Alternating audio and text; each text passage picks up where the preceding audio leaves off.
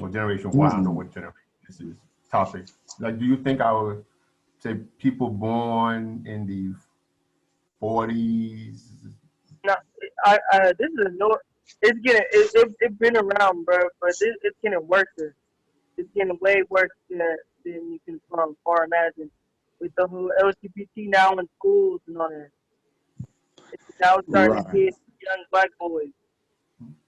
Yeah, because the reason I'm asking that is because again, I'm sure I'm older than, I don't know how old Joseph is, but 37. Oh, okay. So yeah, definitely. Probably you and Amaru's age combined is probably kind of closer to where I'm at, maybe. So I don't remember, of course, black males have in this society always been marginalized. That's just been part of the structure of the American system, because it always has to have a face of dysfunction, and because by having a face of dysfunction, it can promote a face of normality. See, if you make everything normal, then you can't give credit, or no one can take credit for something, or you won't be able to give a false image that somebody is better than, if everybody's equal. So American society, Western society, has to brand a certain group as other than in their behavior, so that way they can make themselves look better. That's just what they do. It's the only way it can exist. Just what it is. Because if everything is equal, then there's white people can't take credit and say I'm responsible for this and these people are the problem, because everything is equal. So they have to marginalize and put down black people. And usually, of course, it's been black men. Right. Black history of black men have always been to take care of, when available, if the resources were available, and the means were there within that social stratum, black men would come to the plate. They would look after their families. They would do what they're supposed to do, which is to be a provider, a protector, a source of guidance and stability in the family. That's what the male is supposed to do.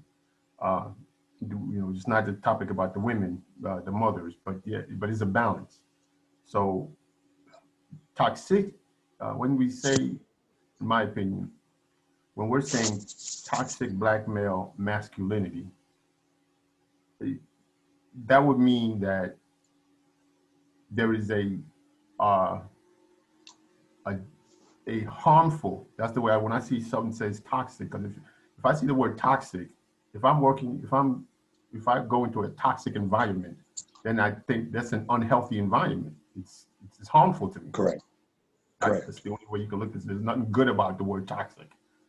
I couldn't see anything good about it. So if we're using the word toxic to describe black men, black males, and then we're adding masculinity to it now, then it puts the word masculinity into an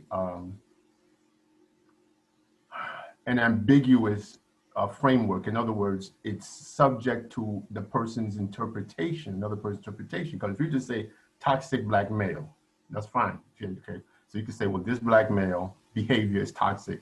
But if you just say masculinity, some people will look at the word masculinity and they may not see it as just masculinity itself as being a threatening or bad thing. Because I mean, if a stroller is if someone leaves a stroller somewhere and then it's pushing, someone sees it pushing it towards the middle of the street and the car's coming, and this man runs and grabs the stroller and saves the child, that's a masculine behavior. Nothing toxic within itself about that. Right. Or if a situation where a man is say he comes into a situation where he may see someone being taken advantage of, being cursed at, or doing something and he feels like it's wrong, and the man speaks up and says, yo, you shouldn't disrespect this person that way. That could be seen as a masculine behavior, but there's nothing toxic about that per se. Or if a man wants to negotiate something for his wife or his family, trying to get a deal, something, and he may be just raising his voice and say, nah, I want this. I mean, there are variations on that theme. So I just wanted some clarity on the origin of the word toxic. To me, it's like a new word that's propped up within these last 20, 25 years. And it usually seems to have arisen with the rise of feminism, right. Ultra leftist liberal ideology, this whole belief that gender is not as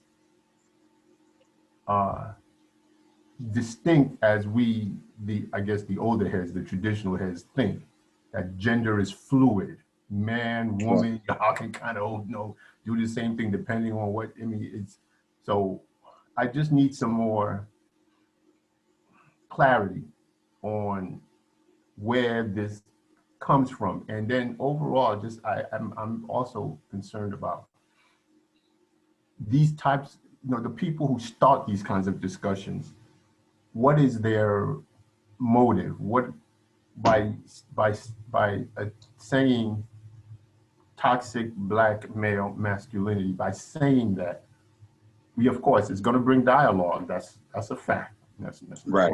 Right. It's not going to, no one's going to sit down and say, oh, yawn at that, or women, especially the male.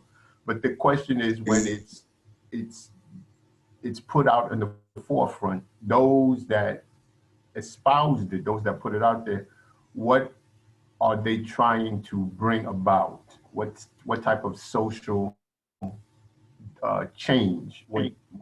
What is the ultimate result of this type of discussion? And are they willing to be open-minded about even their definition of what masculinity is? And no one wants to feel threatened. No, of course, nobody wants to feel that they're toxic. No man, at least I don't know any black men that say, oh yeah, I'm a toxic black man, got a t-shirt on. Right. They don't do that. Right. But we do want to also, but we don't want to intimidate otherwise good black men either. Black men that have great intentions, but because they see there is an atmosphere that that seems to be painting them in a certain light, they just kind of step back, and because they feel that maybe their behavior may be seen, even if it's done with good intention, as an over aggressive behavior. Right. And so anyway, that's something I'm curious to want to discuss and get everybody else's opinion on that. But that's where I stand on that, because a lot of brothers today kind of step back and they're observing. I wish they wouldn't, but they're observing, because there's casualties. There's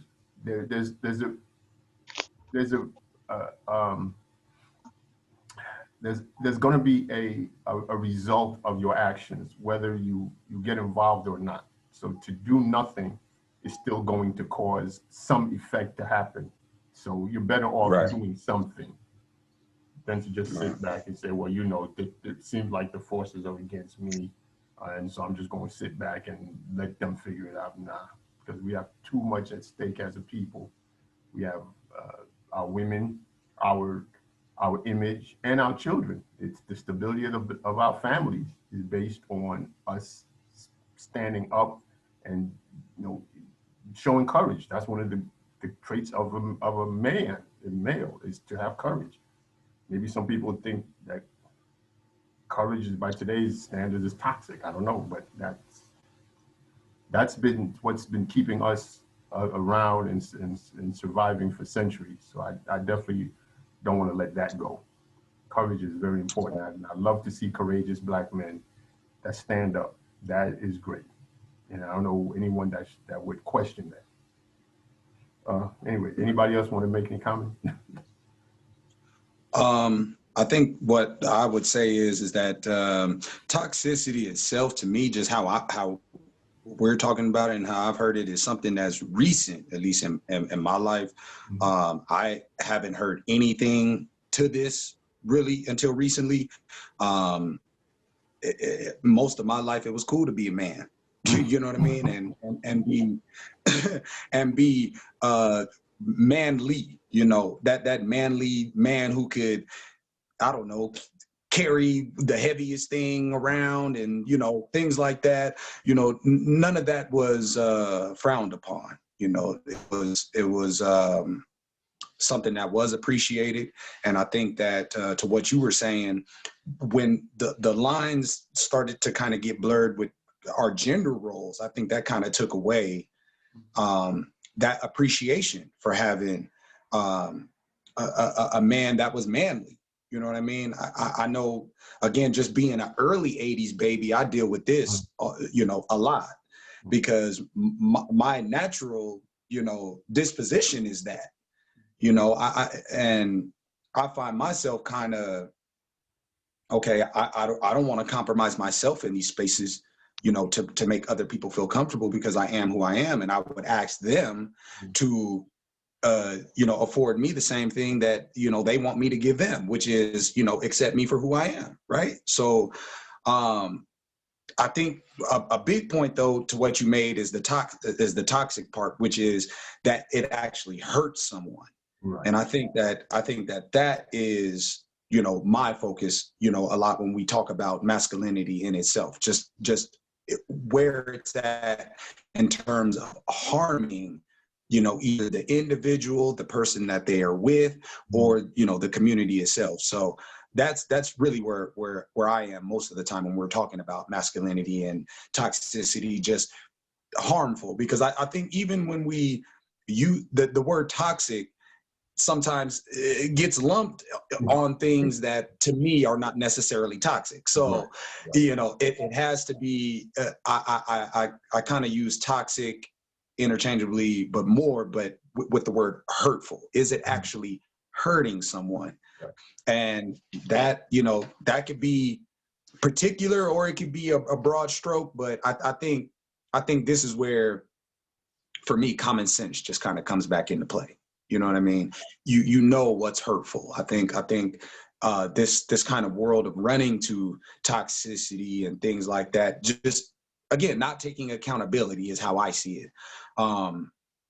Really just makes people just kind of throw away anything that they don't agree with. And I think that is something that's hurtful. You know what I mean? I think you should be open to these types of things, because in the same conversation that we have about Black male toxicity, there's still a conversation about where the Black men are at. That's right. So it's like you got, which one is it? Right. Are we too toxic because we're men? You know, we're doing man things.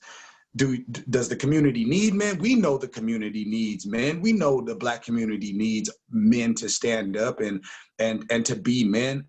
But I think a lot of that, to your last point, has to do with our men being comfortable with being men too.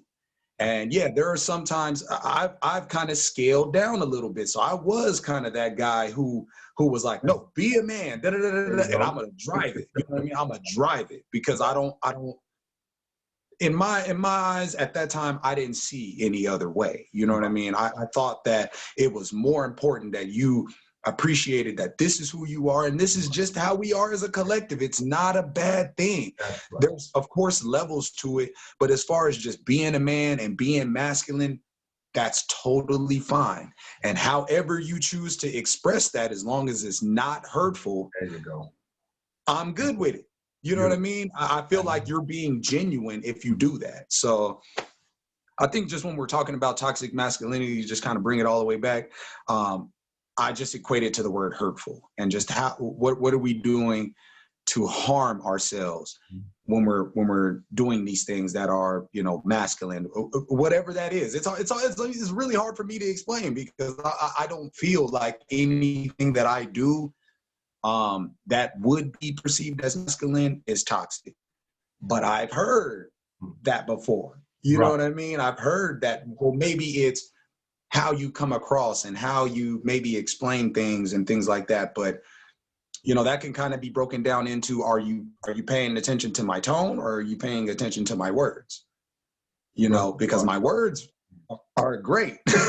You're too invested into the tone, but the tone has to be strong. You know, we're in a society. I don't know if anybody's read Dr. Amos Wilson's Black on Black Crime in Service to White Domination, but you know, and this language comes out of this society that we are in. So in a lot of ways, to be aggressive, to you know, I try to stay away from the cuss words, but you know, if I do, you know, really dive into that, that's not me necessarily wanting to just use this type of tone and use these words. This is more of me having an understanding of the society that I'm in. And this is the type of language that actually resonates with people, not necessarily that I want to use this type of language, but I have to be this way in order for you to, per se, listen. And so that's kind of where I'm at with it. Okay. All right. You about to do something tomorrow? Yeah, I see something going on. That just came out of nowhere. What was it? I'm like, okay, brother's talking, and then boom, it flashes up in the screen. Yeah, it looks like some points here with, you know. Are you doing that, Joe? Maybe what would look like, I don't know. What that would be. My bad, I was still on mute. I was about to say, from the 60s down to the 90s. The 60s are at the top, 90s at the top, 80s, and then 70s. And I just wanted to say that if you look close at the 1960s, that's when black men were dressed.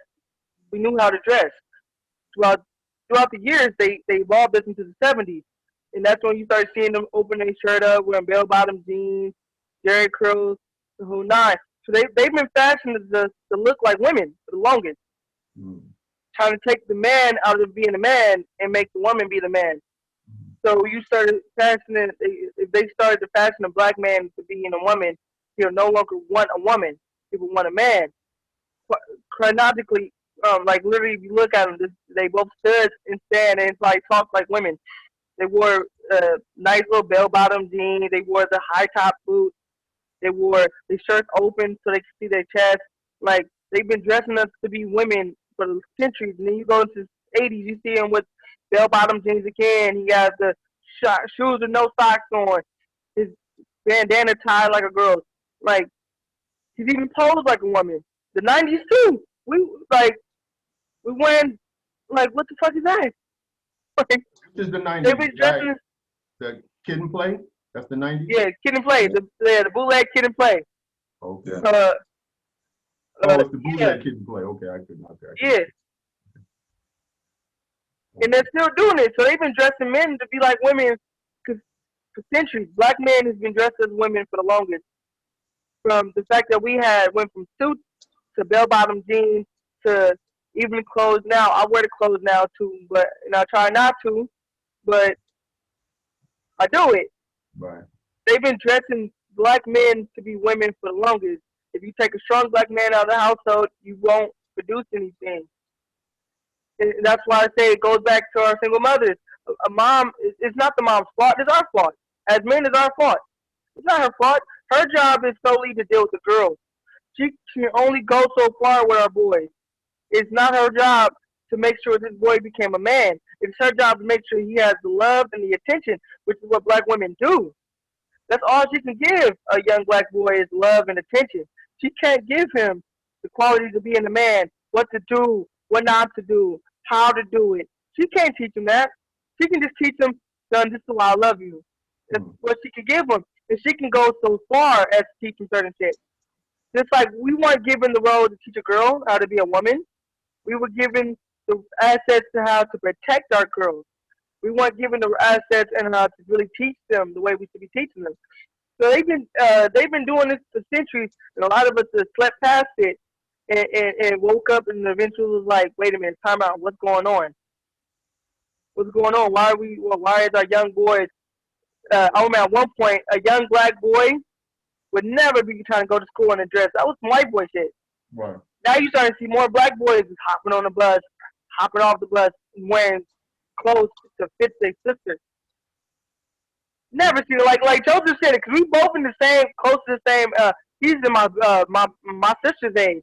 So if I'm mid 90s. He's late 80s. 83, early 80s. Yeah, early 80s. So we in the same category, bro. Right. I remember growing up, being a boy was being a boy, bro. You had your little trucks, you had your G.I. Joe dog, and you was good to go.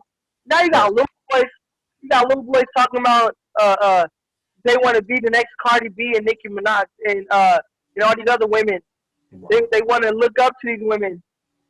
Like that was not. That's not. These are boys. Boys are saying they want to be like these women. It's a lot of our LGBT boys, a lot of our LGBT black boys that are now starting to say they want to look up to Nicki Minaj, Cardi B, Lil' Kim, and these are not the things that we were doing. Like no offense, but I do want to say too, like.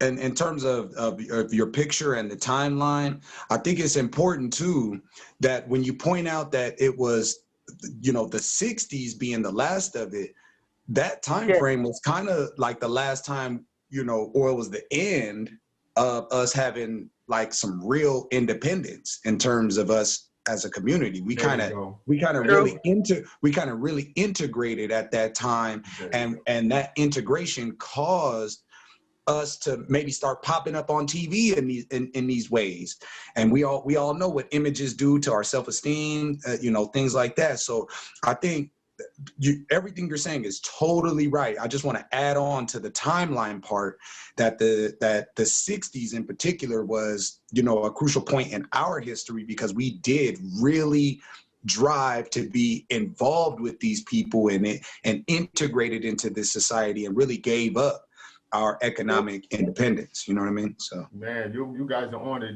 Just looking at those pictures and listening to what you guys are saying, it's reminded me of the Soul Train dance line, and the men and women come there. The men and the women dress similarly, and I'm like, okay, both of them. It's like each one, they can flip clothes if that was the case. Right. As opposed to, you're right, these black and white films and movies of people like say the early Temptations or something. These men were lined up, dressed in suits, just dignified looking men, not like these, and then a lot of them look malnourished on the Soul Train things. Like they're trying to fit their body physique to be equal to the woman partner that they're with. It was, now that I'm thinking about you're absolutely right, man. It started after the 60s, 70s, 80s. Yeah, that was happening. And then we had these musicians, these singers in these groups. And there was I would listen to some of these songs. I don't know who the artist was. And you'd be surprised how many times I've listened to a song, and then I would ask my wife, I'd say, who's this lady singing? She said, that's not a lady. She said, no, that's a man. I said, damn, his voice is sounding that high? I was like, really? She said, yeah, it's a guy. Like, well, you know what, Kwame? What? I wanted to give some women perspective. This has been a real insightful conversation, you guys, because you guys also got me thinking about, on top of the androgynous look, how women flock to the artist Prince. Like, okay, now that was a whole different scenario for some women, because me personally, I couldn't get down with the get down. However, there's some women that really don't see anything wrong with it. And I found appreciation for Prince when he passed, because so many people loved him, and they they really got me to see a different side, you know, of me being kind of biased about how he dressed. So off top, when I got to learn who Prince was, he was a definite risk taker. And he really was androgynous. He looked really feminine. So I think that era kind of sparked a different acceptance amongst people that do have that follow the leader type of mentality. Right. So that could have played a part in some of the, I guess, you know, being free. You know, I don't know what to call it these days because it's just a very fine line, especially like I see manly men don't even understand what they're doing sometimes. I've seen a full-blown guy. He was 25 years old. He looked about 25 years old, and he was with a couple other gentlemen. They were all sagging, and they were just walking. And I knew they were about to make a little purchase, you know, to go get some weed or something. And, you know, I just look over because I'm just, I'm always aware of my surroundings. And this guy has on some tiger draws. And I see the whole eye of the tiger. I'm saying, like, what's going on here? Like and he's not a small guy. So all his ass is out. And he has on some tiger boxers. And I'm like, why? Oh, yeah, we live in California. California, we got the worst statues of them all. Oh, wow. So we got the best because a lot of people want to imitate California fashion. But we have the worst outfit choices in life. Yeah. But I do understand the industry is heavily ran by, the people that run the industry are gays. You know what I mean? And a lot of the looks, even the women look, because, the ones that want to, do the drag and everything, they have to wear that type of heavy makeup and that heavy hair and things like that to pull off, the look of being a woman. So a lot of the, sleek fashions and the feminine outlook on the designing of the outfits, especially designer wear. Yeah, the pocketbooks coming out and stuff like that. I'm just like, wow, it's really a new day. The acceptance of wearing pink and things of that nature. So it's to each his own. I've seen it be cute on some people, but then again, it's like I'd be like, damn, that's a scratch your head moment for me because I'm like, why that color? Why did you choose that? Or and it just makes me think a little bit about the scenario versus not just giving it a second thought if it was just some regular old outfit or whatever. But I just want to add my 2 cents on that. I love the conversation. Let me ask you, since you coming in like that. So, the topic, of course, is toxic black male master. So based on your observation, then you're looking at this, where do you draw the line there?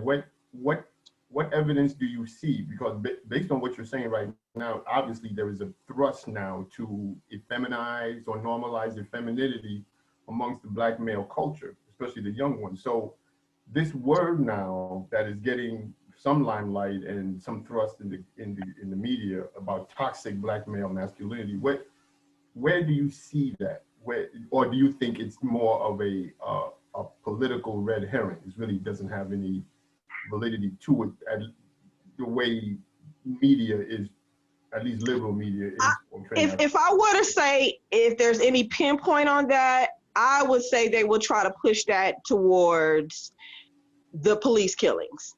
You know what I mean? Like people being not going to stand up for the police calling them boy, or like instant reactions when somebody comes at you foul and you just have a reaction to where you don't care who it is. That type of mentality is probably a little settling in our hoods, and a lot of police killings, you know, we're being, you know, we don't have the same type of energy. Like the people that are policing us don't come at us in a certain way. It's always something we don't even have to be doing nothing. It's just, you know, somebody is going to have a bad result if they have this type of just, you know, manly man type of alpha male, you know, standing. So that could be the toxic part. Right, but this particular topic, and I grew up, you know, we're discussing black men. So police, yeah, I'm sure there are black men, of course, there are black men in the police that do exhibit over-aggressive behavior, but overwhelmingly, most of the media coverage, at least on the incidents that we've been seeing, have been white males. Right. So I'm asking this question because, or maybe it's just because black people have a tendency to want to personalize certain topics, and that way we can kind of keep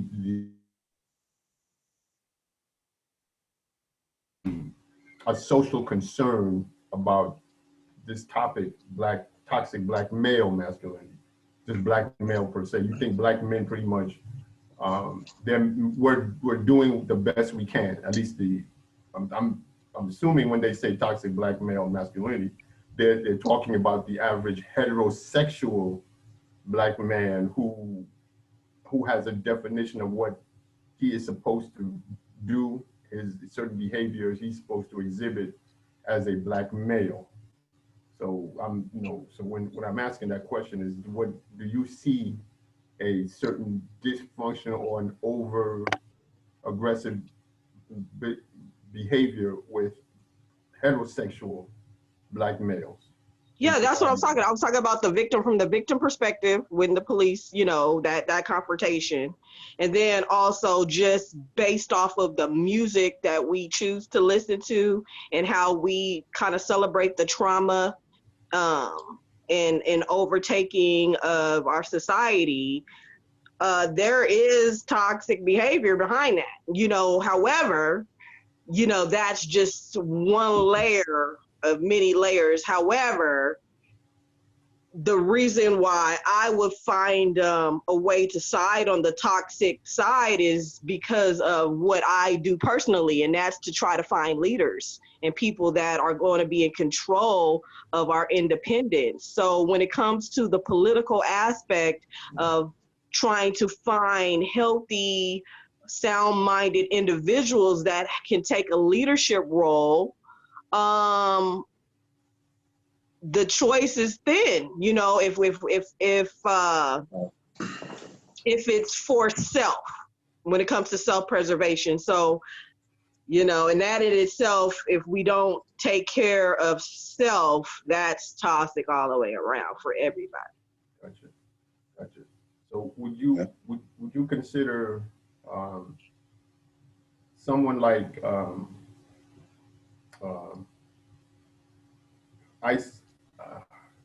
I know you was gonna say that. I know you was gonna say that. Toxic black male. And that's a wonderful question. His time has come to be a leader. Okay. His time has come. He experienced all he could experience. He's walked that line where he was in the streets and, you know, made a profession about the pains and actually made a profession about the fight and the struggle against oppression.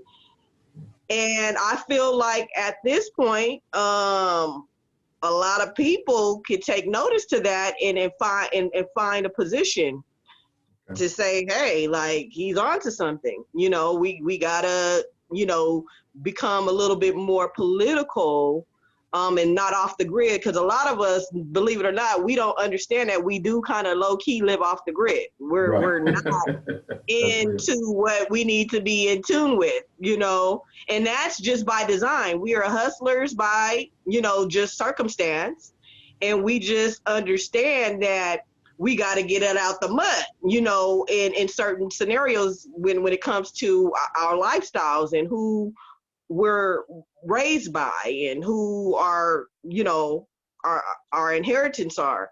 So a lot of people can identify with that energy with Ice Cube and him being from where he's at, and now he's in a position where he really don't have to do it, just like Donald Trump didn't have to do it, just like a lot of different people that get in position because they actually want to do something, you know, bigger than themselves. They want to give something to the world. So I choose to say that he's a leader in his own right, just like myself and just like other people that I'm surrounded with. And I think if you take a stance for someone else and you do something to help the greater good of others and yourself, you're automatically in that bag when it comes to me. Well, I think that you're a leader. Okay, I agree. Hey, Amaru, you want to chime in? Anything? Any more slides, videos? I got to leave in about 15 minutes.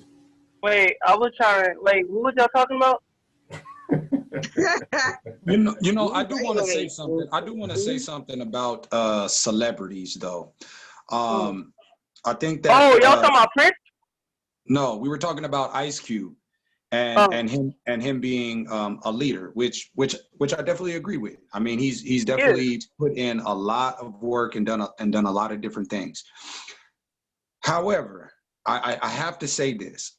I don't know now. Ice Cube. Let's set Ice Cube to the side, because I think that he's from a particular generation and of a particular age. So he has, at least in terms of the music community industry, I think he just has maybe a different perspective. But I think a lot of these Black celebrities, I think us in the community really have to just be careful about. Because I think that we have to always, at least for me, have to always analyze, what is the end goal?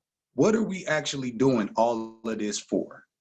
You know, and I'm, again, from the John Henrik Clarke, Amos Wilson, you know, these are some of the first people that I got introduced to. So the end game goal for me is for us to have our own in every single fashion, and have our own nation. I would even go further that if we could rebuild Africa, we should go back. Like I'm even that deep. But I would say, you need to get with us then, bro. The Mahali party. You're not in the Mahali party talking like that? You should be ashamed of yourself, man. You need to join the Mahali party. For real, so I'm saying. You're not a member of the Mahali party. We already doing it. Talking to me? Yeah, we're talking to you. Amaru. I have never heard of what y'all talking about. Wait a minute, Amaru, you know this brother. I don't know how long you've known Brother Joseph, and he doesn't know about the Mahali party, man. I didn't get to tell him yet, but just be talking about it. Man. It's MahaliParty.org, right? Go over there and spank this guy, man. And he's my recruiter. And you're my main man. To our sister's point, I am kind of off the grid to an extent. I do a lot of just kind of posting and leaving. I don't really kind of wait around for the interaction part of it when it comes to a lot of this. So that may be on me. But I will say too that with the celebrities, one thing that was in 2020, the celebrities were on display. Okay, and that was everyone from, in my opinion, from Mike Tyson to Nick Cannon to Ice Cube. They were all on display this year, because at one point in time I saw Mike Tyson kind of deal with his reverence for Donald Trump, which goes back to the 80s when he was a boxer. I also saw Nick Cannon. We saw everything that happened with Nick Cannon in his interview with Professor Griff, and him essentially kind of backtracking on his on his views in terms of Jews, and then this thing with Ice Cube. So in terms of the Black community, our celebrities to me have just been on display, and I think that we do this wishy-washy thing with them because we still don't have an understanding of what the end goal is. And I think that's, for me, is always where we need to start. Why are you here? What are you doing this for? You know, I look at our entire history, and it is without a doubt, I don't care how the situation, anybody breaks it down, we need our own. That's it.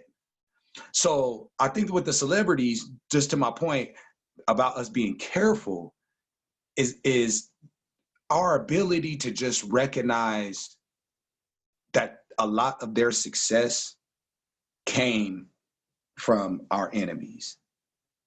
And when they make these bold statements about wanting to defend us, we have to take that serious.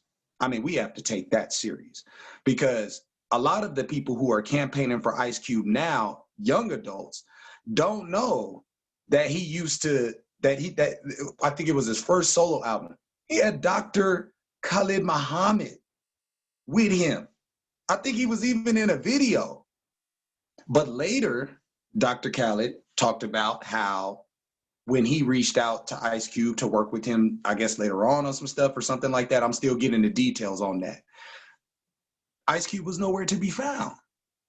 Now, if we know anything about our culture and our history in terms of Dr. Khalid Muhammad, that was a bad brother. You know what I mean? Like, he cared about us. I'll say that. And I'm not going to say that Ice Cube doesn't, but I think that the disappointment, just like when we lose a leader to violence, I saw this even with Nipsey, you know, what it does to our morale, you know, is just, I mean, it's so hard to recover from when we either lose a leader or, in terms of this year, have a celebrity leader turn their back on us, you know, openly for their position in the world, whatever it is, you know. And I understood the argument. I understood the argument, because a lot of people, in terms of Nick Cannon, were saying, well, you know, he backtracked because he's actually, you know, a CEO of a company. He has other people that he has to take into consideration and things like that, which I totally get. However, if you're going to put yourself out here as someone who understands our struggle, someone who is going to accept the term of leadership when people put it on you, like he did, I think you have a special responsibility to understand that, you know. And if you didn't essentially tell your employees that this was the road you were going down and potentially what could happen in light of you speaking like this, I feel like you did more of a disservice. I wouldn't call it toxic in terms of this conversation, but I would say just overall with the celebrities, we probably just need to not look at them as leaders. let them kind of do what they do, but so much of our worth and our morale, it hangs on these people. And when they disappoint us, we don't understand. But later on, they may do one or two things that kind of brings us back on board. And I don't like the kind of puppet master kind of thing that they do with that, because I don't know these people. So I want to assume that they're being genuine, and I want to assume that they care for us. But because they are in a prominent position where, again, they are rubbing shoulders probably more with our enemies than they are us, because it's connected to their businesses, it's connected to their status, their celebrity, all of this type of stuff. We don't necessarily run their celebrity or help make their celebrity, you know. We just do to a certain point, but that how it's kind of maintained is not really our channel, you know what I mean? So I just think that we should always be smart about the leaders who kind of jump out the window, because, you know, for Colin Kaepernick, like I said, to take a knee for us essentially and police brutality, but to go back and ask for a job, or to learn later that the people, you kind of put yourself out there as like, I'll give up everything for us. This is so serious that it does not matter. A dollar does not matter. Morals matter. Character matters. That's what matters. To go back later, or to find out, to go back for a job later, which I'm not saying he's right or wrong, I'm just saying look at it. And then to know that Nike never stopped paying him during this time he was doing it, it's kind of like, how down were you? And then if we look at it today, where are you? Like, where are you? You're not even around. So it's to me, we have to get out of these honeymoon phases of fighting for what we know we deserve. And that honeymoon phase is usually like, you know, just a couple weeks, maybe a month or so, we're hyped up on it. And then either something will happen or, you know, we fall by the wayside or whatever, however that pans out. But I think a lot of it gets springboarded by celebrities, you know, who come across as leaders. They act literally as leaders. And then after a certain point, it's, well, you know, you got to understand this. You got to understand that. Well, the person on the ground, the 9-to-5er, that person has literally almost given up everything to follow this person. You know, a lot of that distinction of us not being in that same economic bracket is never explained by the celebrities in these moments. We all feel we're the same in that moment, and we're just not. We're just not. You're at a more, you're more financially stable. You're more in bed with the enemy, if I could be frank about it. And I think that should always, always, always be on the table, so we can just at least keep honesty on the table. And if we keep honesty on the table, then I feel like we could really see the end goal. But we change the truth. We change the truth about what all of this is with every new year, every new law, every new whatever. You know, in the end, it's been an attack on us from the beginning. It might have different forms, but it's the same deal. And I think that's not always made apparent when these issues come up. It almost comes across and is presented and talked about as if it's like a new issue. And I'm not, again, we're kind of off the toxicity thing. I'm just speaking about this. No, it's all relevant, brother. It's very important, man. I appreciate that. That's because you're right. We have to analyze everything. We have to analyze it. Jaquetta, you want to say something real quick? No, and I'm definitely following you with the thought that's running right now, because it's more than true. And that's why we need a movement, because we can't expect any of them to come to the forefront the way it needs to be done. What's happening is that we have people in position, and we already know that the bag is more important. You know what I mean? Or they won't be really there. Like, most leaders die broke. Right. You feel me? Like they, you know, it's just what it is. A lot of them don't sell out. It's just one of those situations. You either in or out sometimes. But it doesn't make you a horrible individual to take the bag. The problem is when you know and you have a purpose and you go against the grain to get the bag. That's the issue. Right. And that's what we're dealing with the Black Caucus in some of these states, that, you know, we understand as people that are in politics, that are lawyers, that's in law, they know what it is. They understand the property laws and the color code caste systems and things, that why police don't go to jail for killing, you know, victims. And, you know, we know these people know exactly what's going on. They know who we are before slavery. They know all these things. But are they going to tell us? No. No. So that's what we're up against. It's a lot like history. It's really not their responsibility. You know, at the end of the day, we learned something different. This with the Mahali Party, it's only our responsibility. If we keep taking that same approach, we will never get to the grain.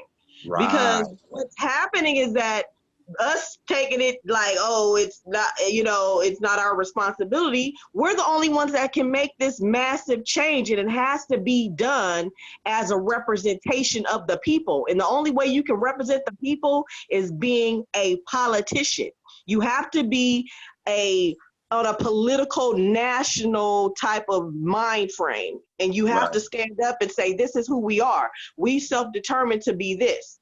You used to call this because you conquered us and made us this, but this is who we are. And if we can stand up and also take the land and reserve it for our generational wealth, now we're making some type of, you know, instead of the first gas station, the first black gas station, the first black grocery store, now we got enterprises, Right. and we have the same systems and governments set up for ourselves to where now we're building with nations among nations among nations, and we can make real power moves and real decisions about our life and our children's lives. Right now, we letting other people decide and make moves for us, and that's not going to get us anywhere if we continue down this path in the next 10, 20 years. Well said, Jaquetta. Hey guys, I gotta go. You know, I know I'm slightly under the weather, but I really appreciate that. Listen, Joseph, we on the chat, in the chat box, we have the site for the Mahali Party. You see that in there, mahaliparty.org? Yes. Go to that and register your name, man, because you just talking to you for this hour, man. You Yes. are a Mahalian. You are one of ours. We are adopting you. So you know, you got a home, and eventually a nation. You got eventually a nation. You need to come on board, man. I'm serious, man. I appreciate it. Everything that you're saying is right on point. Anyway, guys, I gotta go. Jaquetta, I'll see you at the rally this evening. Okay. Okay. Thank you so much for seeing you, Kwame. Joseph, good. I'm sorry, just real quick. You said a rally. Where are you guys located? I mean, I'm in Vegas. Oh man, okay, yeah, we all over, but we're working to turn Louisiana, Mississippi, and Alabama into our first Black nation, independent nation. We're running candidates in these places. And just come on board, man. Come on board. You will be so happy. Definitely. I'm gonna check it out. Yeah, I'm gonna check it out. Absolutely. Check it out. And then, we have daily rallies at KCZIN TV, the Facebook page, so he can like that too, and then see what about these rallies when we have the rally, so he can come on board there on Zoom. Okay. All right. Sounds good. Yeah, absolutely, man. It was great talking to all of you guys. Yes, sir. Thank you, man. I appreciate you, my brother. Thank you, man. We're definitely looking forward to talking to you. Man. Absolutely. Everybody, I'm out. I'll talk to y'all later. All right. Peace.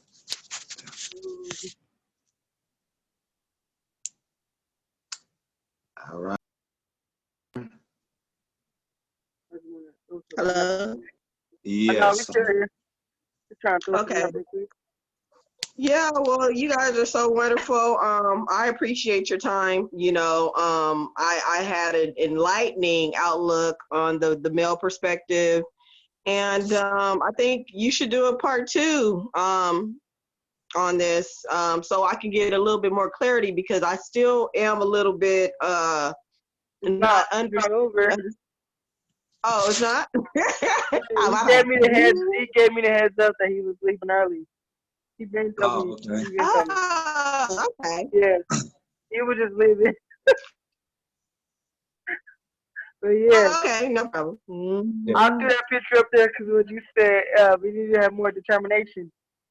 But we do need to have more determination. But I just want to add on to what Joseph said, because I went to school for PR, public relations, and the way that operates is, so like with the whole Kaepernick ordeal, Kaepernick, no matter the situation. Oh, that's my daughter. Oh, son. So no matter the situation of how it all played out, whether he did it on purpose or did it by accident or as a joke, he misled us into believing that he was really going to do this for long term. He might have been a bench warmer. He might have also sat on the bench. He might have never have thrown a good pass in his life. But when he took that knee, we all, as people, we thought that this man was going to stick by us the whole time, give us a long run. He was going to be at the protests, the rallies, no matter what. And then to turn around and you find out this man put in a job for the Baltimore Ravens.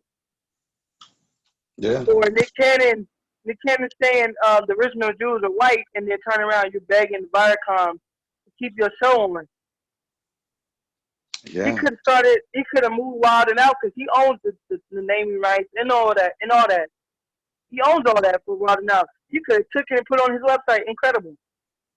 And we were still supportive. If not, he would have got more black supporters. Yeah. Yeah. But the fact is, he decides to go back to Viacom and issue an apology and the whole nine, and give them his coon apology and say, "I will never do it again." For what? Yeah, I mean, and a lot of us, and it was not just Nick Cannon. OJ did it. OJ was, for the longest, he married that nice white woman and the whole nine, and then he became OJ. I'm not black, I'm OJ, until he got in trouble. It's always, right. whenever they get in trouble, they backtrack back to us, and we take them in the assumption that these are one of us. What the hell? Hello? Oh, you muted. We take into assumption that we're dealing with one of us, and that we're dealing with our people again, when on the other end they only use us as celebrities. Or to fight for something he believed in, you know what I mean? Which was not fighting. So fighting that war. So but yeah, that was just that. I kind of went off on that. We were talking about toxicity, black male toxicity, and kind of how that looks. I just wanted to throw that out there. Yeah, for sure, definitely. Because I remember going to school. They even would say, dealing with like the like say the police kill one of our own. They don't have to do what they do. They didn't have to put Black Lives Matter, but that was a PR stunt. Literally, BLM movement, that whole entire movement, looking at, oh, they made a change. No, we've been looking at whatever our 400-year enemy do as a change or as a step in the right step. No, it's not. That's them trying to pretty much offer you hush muffins, like pretty much muffins to set you the fuck up. Okay, we put your name on the bottom of the floor. Would you shut the fuck up now? We put Black Lives Matter on the floor. Would you shut the fuck up now? We put it on the shirt. Would you shut the fuck up now? That's literally what that means. Like when you see the shirts in Target, you see the shirts on Walmart, or you see it plastered on every website. They're trying to shut you up. They even went up so far as to put it on 2K, where you can literally dress your character up in Black Lives Matter attire. So they're trying to literally shut us up and shut off the mode of Black Lives Matter. And the more that you hear it, they offer up more shut up to us. Like, okay, we put on the water bottle, now shut up. Yeah. And we take this as a gift of choice. But back to recap this or another topic, like you said, I just wanted to chime in on that note. But you want to take it off, Joseph? Toxicity, I just kind of wanted to say that, you know, I don't know if we kind of talked about, you know, where it may, you know, just stem from, because it kind of just, it's really like, I kind of equate it to like Big Mama's teachings, really. It just kind of gets passed down to you in a way, and you don't even, you know, to a great extent, you might not even know you're even doing it. But I think when you're it, to me, I did talk about you actually like hurting people as something being, you know, toxic, because masculinity in itself might not be toxic. You know, the examples we were kind of given were, you know, maybe protecting someone from harm and things like that. That, you know, if a woman was getting assaulted and you were masculine enough to go handle that situation, well, you know, that of course is not toxic. But I think in society, sometimes when we talk about it, as soon as you use the word, kind of nowadays, it just gets, you know, equated to being toxic, and that's not necessarily the case. Someone, to me, who hasn't necessarily healed from their own personal traumas in their life, they're clearly toxic, you know, and it really has, you know, when you can see these trust issues and love issues within people, you can literally remove masculinity and that person would just be a toxic individual. If you understand what I'm saying. So I just think Black male toxic masculinity really just has to be, as brother was saying earlier, just has to be defined. It has, like, because it's really scenario based. I believe it's scenario based, and you have to do good things with good intentions. A quote that I got from someone, one of my dear Africans, man, life and love are the same for the same. And that's it in a nutshell, man. I want to say another key to where did it come from? Where did it all stem from? It stems from the men in our family being told that men should not cry, or men shouldn't be able to show his emotions in front of his lady, or men should in the middle of an argument, you shouldn't argue back with your woman. These are all toxicities that we've been given by other men. Right. Men shouldn't be able to be compassionate with his partners and open up to his friends. Like, these are all toxicities that we've been given. And growing up, we thought it was true, to the point where you begin to see two men. It's normal. It's normal in 2020 to see two men on the bus, or two men walking down the street holding hands, kissing, or even vice versa. And then we all condone. So, and if we don't condone it, we'll condone watching two women do it. Yeah. With all our might, we'll condone it. Yeah. Oh, yeah. Well, in our reactions, we're only race of people that make up excuses. So, and our only excuse would be, oh, well, there's two women. It's not gay, because I like women too. Nah. As soon as them two lay down, they no longer need you. Yeah. As soon as them two lay down, they no longer want you. And you're okay with this as a grown man. Yeah. And we condition our mind to be like, okay, I'm okay with it because it's two women. And we condone that fact. And now that fact is this with, oh, it's two women, it don't matter. Oh, that's two men, that's gay. When in both retrospect, they both are gay. They're both LGBT. They're both homosexual. They both aren't in the social norm anymore. They both don't like opposite sex. If you want to quote religion, the Bible says, thou shalt not lay with their own same sex. Paraphrase.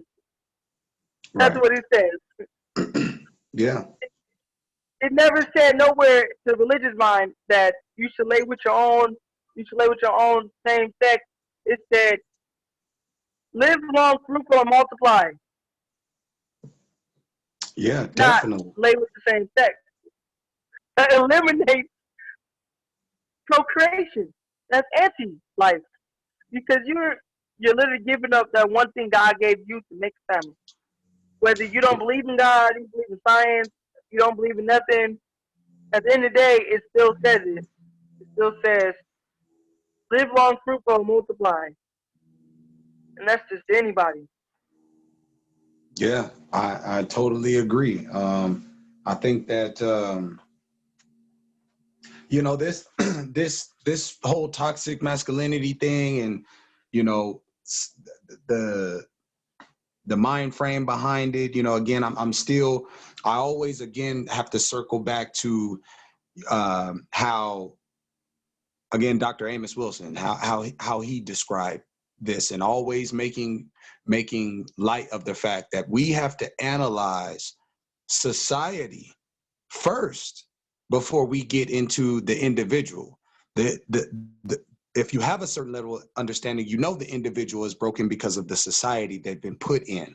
And when that society is actually understood, meaning that it's hierarchies, it's ins and outs, things of that nature. When you have some knowledge of that, then you can begin to kind of see, to what you were saying, how this stuff got passed down, how it got accepted, you know, because I think me being the age that I am, I will converse with some younger people who just don't, who really just can't comprehend the fact that the masculinity that they are now calling toxic was normal during, you know, my teen years, and then, you know, even earlier as a toddler. That type of stuff was normal. That was how young little boys, young men, grown men acted. You know, now, you know, again, when we remove anything being harmful, to me, that just eliminates the toxicity part. So when we're just talking about masculinity in and itself, I mean, there was really a time, you know, where just being a manly man was okay. It was in your commercials and everything. Like you could, it was being sold to you. I think even Old Spice or whatever used to have commercials about being a man, you know, or Tom acts or Jr. something like. That's the alpha male syndrome. That's alpha male. I'm alpha male, so I know exactly what you're talking about. But Hey, no, Tom so I'm not Jr. saying like your old the old trend when your dad would say you fall on the floor, you get yourself back up. I'm not talking about that. I'm talking about the ones that try to overassert themselves as if they were alpha. They'll tell their son, Oh, don't cry, or if their son lose a fight, you want to go in there and you want to start beating on them until your bloody coat. right. I'm talking about that form of toxic. That's toxic male, like male masculinity. That's a father, or that's a man who never equated himself as a man until Right, he had a right. son. So Yeah, for he sure. forced himself into believing that this one-sided lifestyle is how he had to be. So he had to always assert himself. I'm a man. I'm a man. I'm a man. That's toxic. Growing up, my dad never said he was a man the whole time because he knew he was a man. He didn't have to repeat it.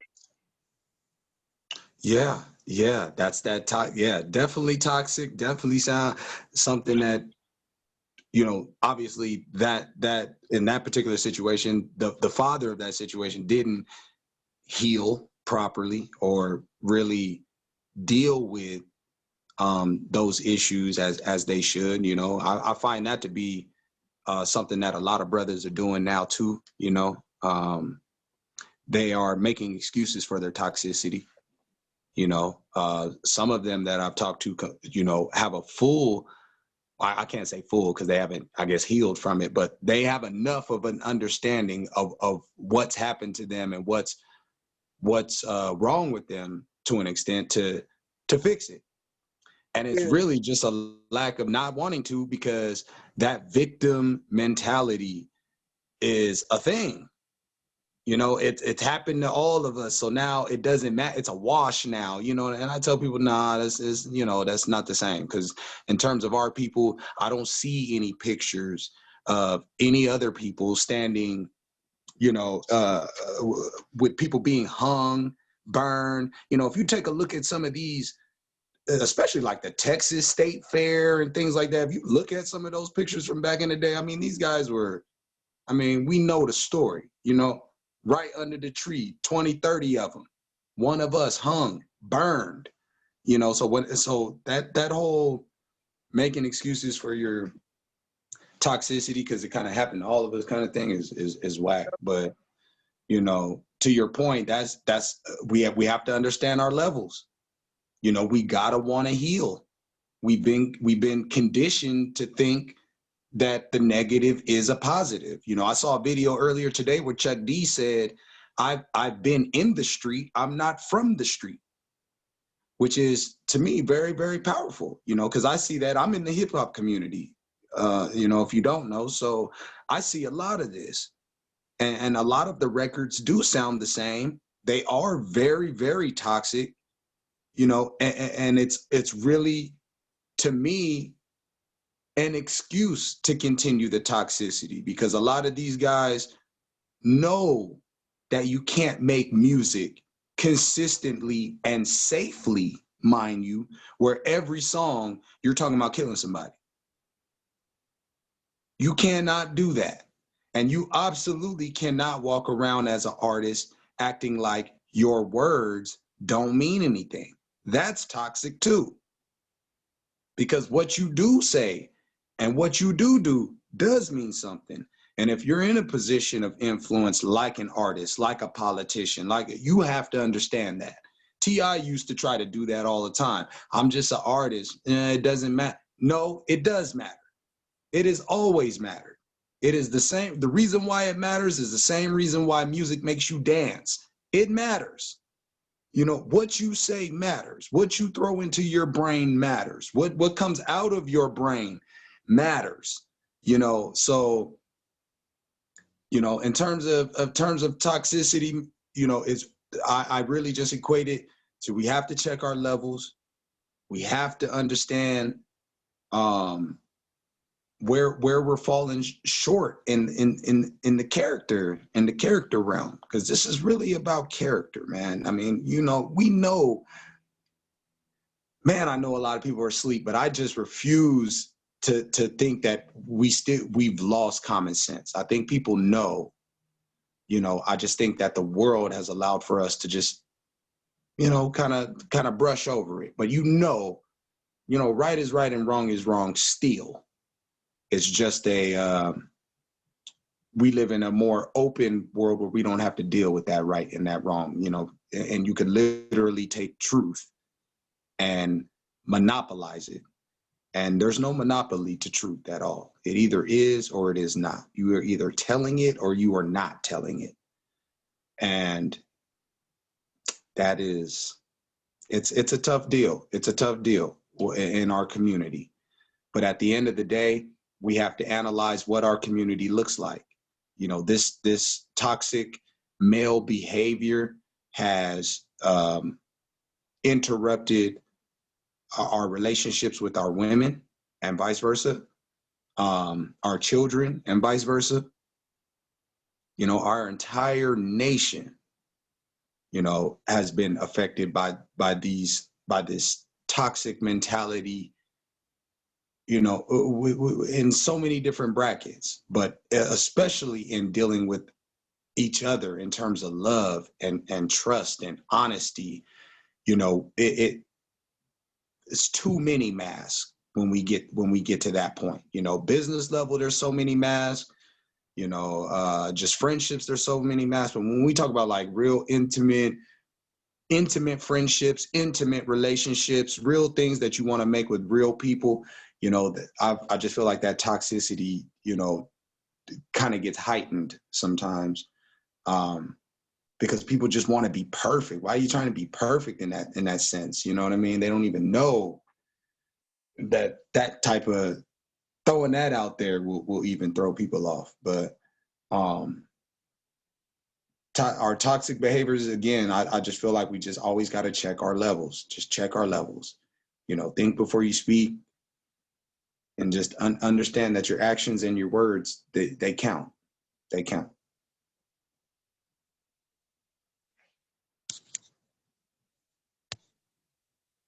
Jaquetta, you want to talk?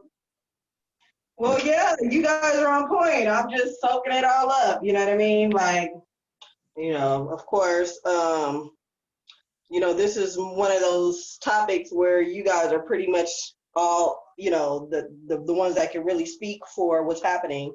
But I'm just, you know, enjoying just understanding a male perspective and how we can really make some changes, and so people can hear this and take this to heed and move in a direction where we really need them. Yeah. I mean, we can get there. We can definitely get there, Right. But it's all about accountability. It's just really about accountability. It's not a singular thing that's just a black male thing. Right. It's affected our entire community. You know what I mean? And so I think that a lot of us just need to really just understand it's an inside job. Take care of yourself. Take care of your mental health. Take care of just your overall health. And common sense to me will take over in that space. I felt like a lot of our men being replaced and taken out of the community and replaced for the hood niggas, the corner boy, the motherfuckers that they look like us, but they have no intention to be one of us. And you could say they do. A lot of people could say they do, A lot of people do say they do want to be one of us, but how could you if you can find yourself sitting on the corner selling drugs to somebody's wife, mother, got their kids on the corner, even the pimp. The pimp had somebody's wife and daughter on the corner. Yeah. So real black Those men guys, got replaced a long time ago, and a lot of people don't even understand it. A lot of people still sleep to that fact that we no longer have black men in our community, and in certain communities, he's outnumbered. You don't see that many of us working anymore. mm-hmm. And it's way beyond the media not posting it or showing it. It became to the fact that it became a social normality. It became Right. so normal that now people say black men don't do shit. And you can be that hardworking black man and you will not get viewed. It became to be the point where these nonprofit organizations is only hearing one side. And that's from the single mother raised young black boy. You would think, oh, they're letting my story be heard. No, they're letting only one side be heard.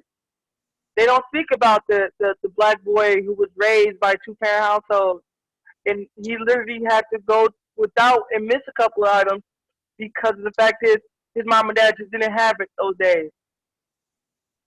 Versus Yeah. the single mother raised, trust me, a lot of single moms, a lot of our single mothers got the county on her back. She's got government aiding her the whole step of the way. Plus, if she's equitable, child support. But if you was raised in a single parent house, a 2-parent household, you didn't get none of that. You got minimum wage jobs that your father was able to carry, but he still did it. Or you have, like I grew up, my dad worked at Numi, which is a very big factory. It was a big factory in California. It's where Tesla is. But that's what you had. That's what you have. That's what we still have. So 2-parent households to black people and to the world don't look at the 2-parent black family household where the father is there teaching his kids the whole step of the way. And when they do talk about the 2-parent household, it's always showing the father as a thug. That's the story they portray of us. The father is a thug who's teaching his son this toxic manhood. Mm-hmm. That he's got to fuck every female in the world, but he's telling his daughters that she got to keep her legs closed. Yeah. And that's that imagery. You know, I thought I saw something where they talked about those old shows, old black shows where people actually, you know, were owning businesses and they had good jobs, but all of them were 2-parent households too. All of them were 2-parent households. So all of those shows. And if you notice, every time you mention this to a white person, you say, so we had Black Wall Street. That's all in the past. Okay, well, if our history is in the past, tell it to the Jewish man as he walks down and he talks about his life in the ghettos of Jerusalem, or just wherever they came from at that period of time, because it wasn't just in Jerusalem. But tell them that that's all in the past. They'll look at you and call you anti-Semitic. So that makes them anti-black, because of if my history being erased, so you can make your history more epiphanible. White people play this card all the time. Yeah. So you got white men and white women looking for the hood nigga or the hood rat because they want that piece of the pie. They want that hood life thrown in. So all this looks spicy to them. It looks lovely. It looks like a gift wrapped with golden bowls. Because they can sit there and say, oh, my spouse is black, so I support you guys. Yeah. I support the black look. I support the image. Yeah. And one more thing I wanted to say earlier when y'all was talking, a very wise man once told me too, he was like, a lot of the stuff that we're going through too is because women accept it. Right. That was really a strong message to me, because I'm like, damn, they was like, if y'all wouldn't accept this from us, we can't, we love women and we love, you know, being together with women, and we love, you know, everything about women. So you guys really have the power to change all of this. And Yes. you guys are accepting this stuff, and that's why it's going to continue. Right. I was gonna, you know, because the topic is just about toxic Black masculinity, I just tried to stick to that. But that's 100% the truth, in my opinion. I mean, a lot of what we do is because of women. And if it wasn't championed, it would not be a thing. I guarantee you. If women set a standard to where the hood nigga who's not about nothing, who you know is not about nothing, because again, somebody has to explain where these families are being made with nothing as people. And it has to be explained by the nothing as people involved in it. You know what I mean? So you can't, in one respect, know better and not do better. You know, and that's really what it boils down to. But I definitely am one of those people who believe that toxic masculinity came actually out of toxic femininity. Because if we did not get the okay to do that, we would not do that. And that's how I feel. You know, and that's even, like I said, the getting away with having multiple women, I mean, down to the abuse, verbal and physical. I mean, everything. It was all accepted before it came, you know, something had to be accepted before it became normal. Now, whether we call that forgiveness or whatever, you know, because like I said, there's a fine line between forgiving and just staying in some bullshit, right?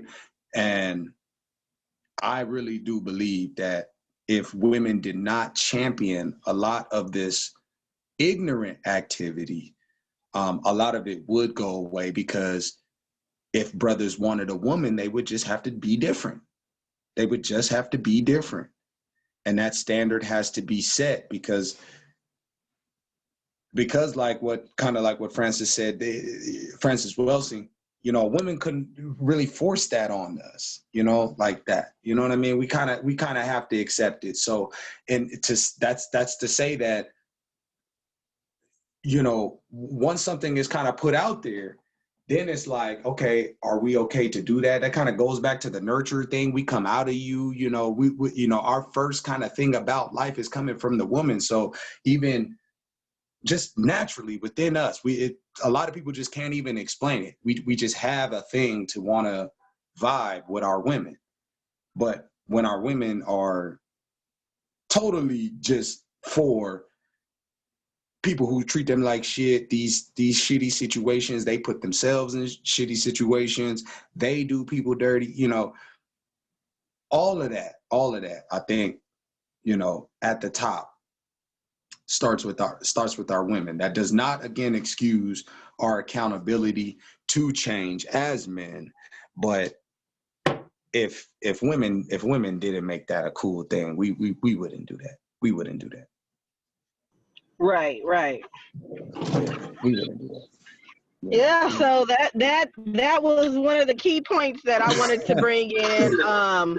You know, on top of everything else that we discussed today, I think we made some wonderful headway, because this conversation definitely can structure a lot more of our character issues and the things that are deeply rooted that we can just face and keep it moving.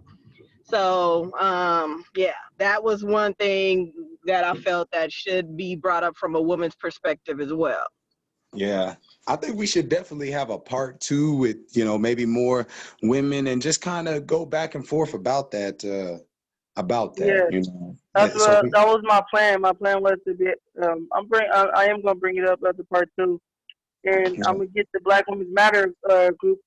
You can actually go find her on my Facebook page, BlackWomensMatter.me. She pretty much defends Black women who go through domestic abuse alone. Because a lot of our women, especially a lot of our women, is not, like I said, it's not our fault. it goes back to us. We forgot our value to protect our black women. We Right. forgot that value a long time ago, and it backfired on us years later, where we can come across a black man defending a white woman from an attacker, but given it's not that many of us that would defend a black woman from an attacker. Like when Nia Wilson was stabbed by that white man on BART, I'm pretty sure on that Sunday night, it should have been a lot of black men on that BART train. She shouldn't have had to go through that alone. Yeah. But that goes to that fact is we don't defend our women as we should, and Yeah. we don't honor our women at that. A lot of our men says, "I can't be with a black woman because she's such a headache. She's so much drama." Yeah. And we Yeah. and when you, I know to me, if you listen to that and you ask them, "So is your mama headache? Is she drama?" And they give, "Well, no, this is my mom." What's the difference? Like, Yeah. but Well, it's not something that you should really just hold on to, but it is something that should be listened to in terms of that, because that kind of speaks to what we were just talking about. When a man, and again, let's just kind of blanket it. When we're saying things like that, what are we speaking to? We're actually speaking to female toxicity. yeah, That's what we're speaking to. So you're speaking to the females that when he said that, he means he dealt with in a prior relationship where, and you have a lot of women that want to be the hero instead of being a partner. right, and So you have a lot of women.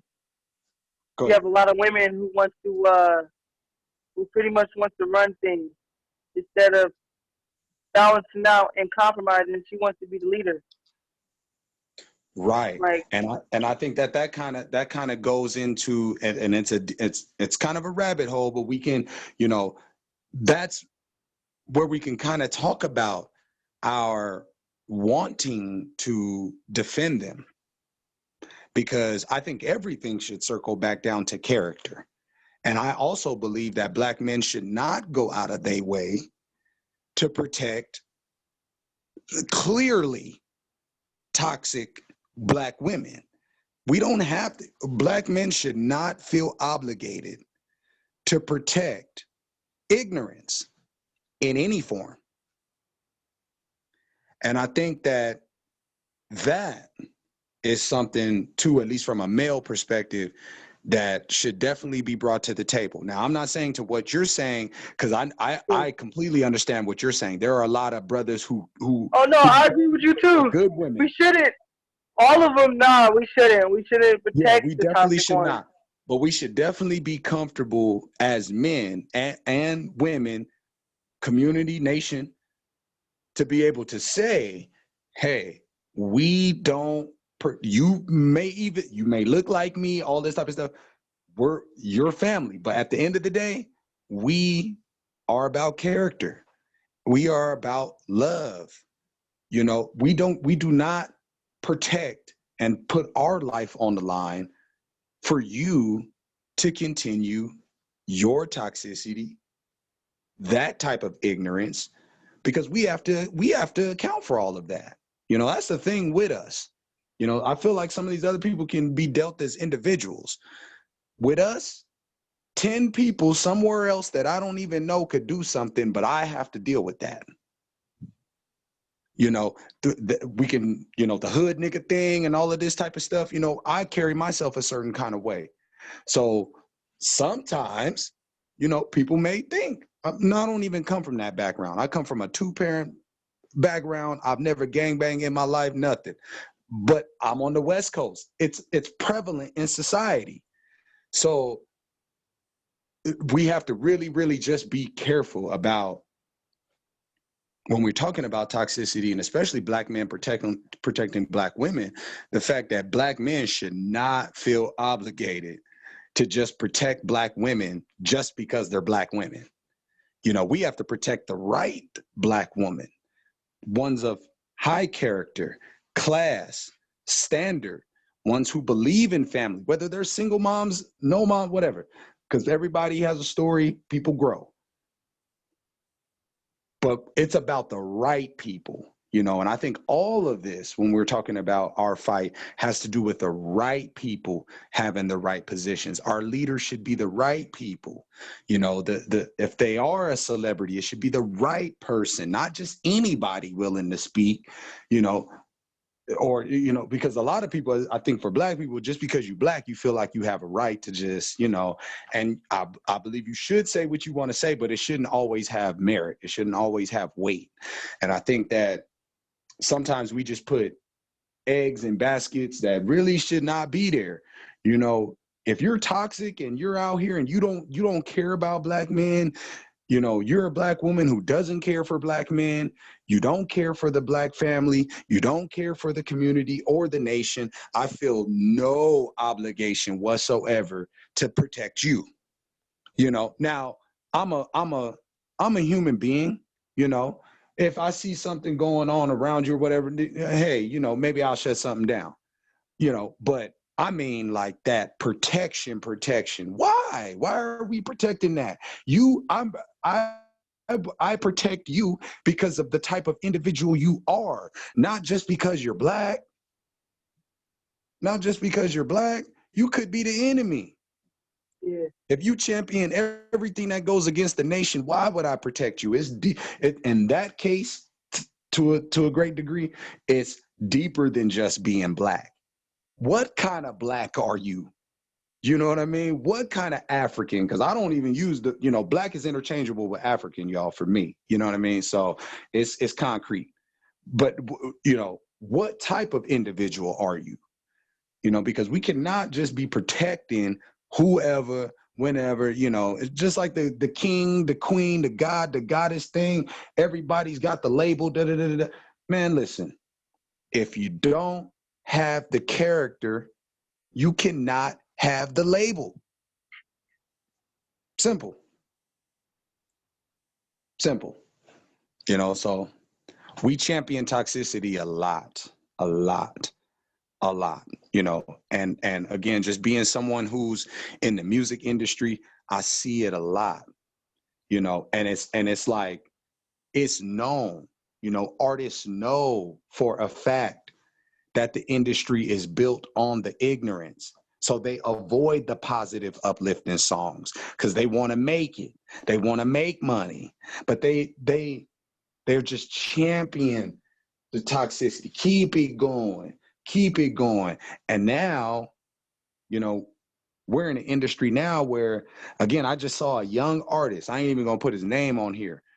I saw a young artist standing literally on the grave, the tombstone of one of his so-called enemies from this street rap thing that they think they doing. He was literally standing on his grave. I mean, that's a new low. I mean, a new low. Damn.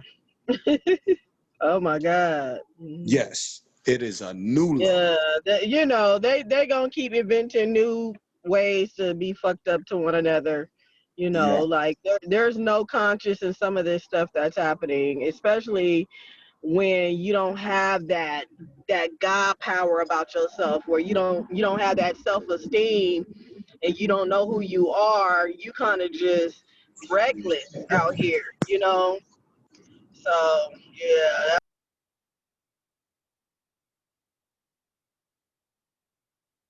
Chiquetta, you kind of went on mute. Sorry about that. I was like, man, that's crazy. You know what I mean? Like, some people are reckless, you know, and they don't have no identity, no self-identity. And it's hard because we're in such the information age right now, and people have so many distorted values and so many things that are just lost in translation. And you would really have to have time to do this self-discovery and building yourself up, but amongst having to get it out the mud, sort of sense, Right. it's a very complicated situation for people to have to deal with. And when they don't have any knowledge of self, it's very hard for individuals to walk a straight and narrow path that is going to allow them not to be so toxic in their environment. And that's what I truly learned by starting early, just wanting to know. Like, some people have no desire to even want to have anything attached to our ancestors' lineage. They don't have a desire to do anything for any other people besides their immediate family or themselves. So those things also bring the toxic energy around you, because you have nothing to live for. You have no purpose, you have no value, and you're just here without a legacy. Yeah.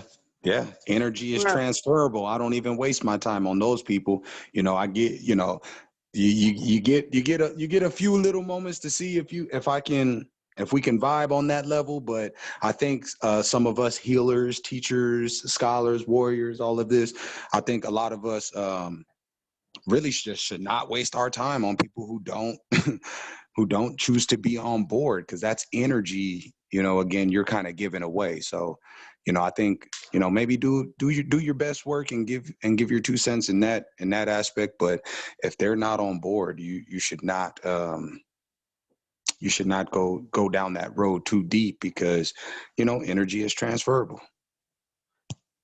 Yeah, I just wanted to I posted the pictures. I thought Joseph was gonna talk about it. Like, What about what? I thought you was gonna have something to say to post the picture on the screen. Oh, I mean, I'm But looking at it, but it really don't deserve nothing. It's racist as hell. I mean, yeah, it just. but this is the new form of this toxic black male masculinity. It's finest. This is toxic right here. Well. I mean, I have a lot of you know, issues. I mean, first of all, you know, the one thing that I've been seeing is that this is not a black male. Like, you know, to me, He's not. He's light. right. You know what I mean? So we have an issue number one about identifying who a black male is nowadays, because, you know, I saw a lot of people, they took issue. Shout out to my boy JT, the guy who was pointing that out real strong. So you mean JT the bigger figure, or? Nah, JT the guy, Sane African. He's that Sane African on Sane SANE African with a K. He's on IG.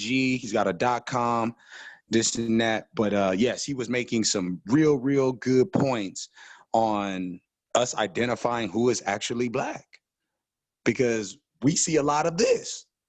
Hold on. Now, you guys. Okay, listen, y'all. Y'all treading on some thin waters around here. Yeah, it's tough. It's tough. But when you know what's really real is that has not been the conversation. The closest we done got to that conversation was Kamala Harris, but we haven't really got to that conversation yet. So I don't know if we should visit that. Oh, okay. Because that one is I'm gonna say, don't forget Rachel Dolezal was out there too. Yeah, because this right here is, he is not lying. He is not lying. It depends. If his dad is white and his mom is black, then he is not black. Because you got to remember, you are whatever your dad is. If your dad is white. No, that is not going to pass with black folks. You don't understand. Oh, it don't have to, but they can take it to the comment to argue it out. But the truth is, if your dad is white, if his dad is white, if his dad is white and his mom is black, he is not one of us. Now, if his dad is black and his mom is white, that's a different story. He's one of us. But I mean, at the end of the day, they can have him. He can go as far as to take a picture with a white woman choking him, holding cotton. Fuck you. That's how I'm gonna say it. He can go suck a dick for all I give a fuck. Right. He literally as far as they fuck our ancestors. Right. He's not black when like already that. His skin color treads on thin water right now. His skin color treads on thin water. He's treading.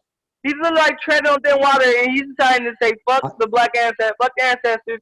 I want to go please my white master girlfriend. I want to go please my white girlfriend, and I'm going to let her choke me and hold cotton. We got. You might as well let her cousin put a noose on his neck. Yeah, a quick note too, we have to understand race, nationality.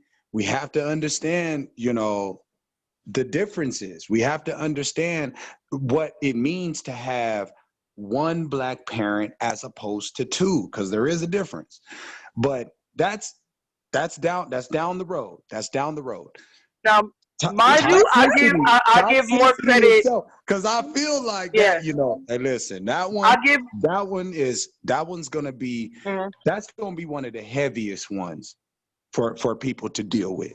You know, and just for the Zoom record, for anybody who just kind of wants to just quickly kind of get into that before we may revisit that on this platform. Again, Sane African, SANE, African with a K. He is on IG, Twitter. It's my guy.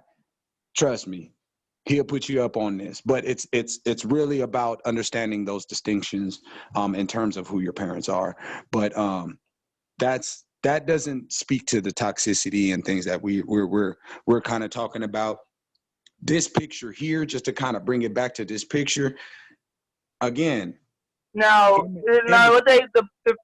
Okay, so they took 3 pictures. They took this one. They took another one where he's holding her and she's choking him, and then they took a normal one. Mm-hmm. Took a normal picture where he's just holding her and she's looking at the camera, smiling. That picture I can be more tolerable, but the other 2, this one and the other one, nah, that's when they done crossed the line. This one just took the cake. I think all of them. I think all of them. I want to say all of them because I mean they didn't because they didn't need the cotton field. They could have went. They could have went and fucking got a background or some shit. Well, just those 2 alone, the 2 alone that you had talked about, speak to the intent of the pictures. That means more than anything to me. You intentionally did not want to take a picture of you highlighting your love for this individual. You guys were actually making a social you guys were actually doing something here that impacts society. This here is much deeper than just a picture of a couple. And I think the people who took it, based on what I'm looking at right now, they knew that. Yeah. And because they knew that, every other picture that you take in this light, with these people, in this setting, on this day, like I could keep going, none of it matters. And the thing is, I noticed about when you involve a biracial parent, like a white father or a white mother that either married or had a baby with a black person and took over the responsibilities of being a step parent or having a full blood biracial baby with this black woman and a black man. A lot of times they teach their kids that they're not black, and they try to get them to denounce everything that stood for being black, and they re-image them the way they want to image them. So in his case, being that he's already on the skin color of treading thin lines, he decided to think it was okay to appease his white girlfriend and have her do this. And he, in his mind, probably, hey, this is a lovely picture because he himself is a sellout. He's a coon. He's another one. He's another one who got used to being a coon, and it was okay. And he thought that he was going to get a whole bunch of good comments and accolades on Twitter. Everybody on Twitter roasting the shit out of him. Nothing but black people. He's all throughout Twitter. They're clowning him. I think too the privilege that comes from those kind of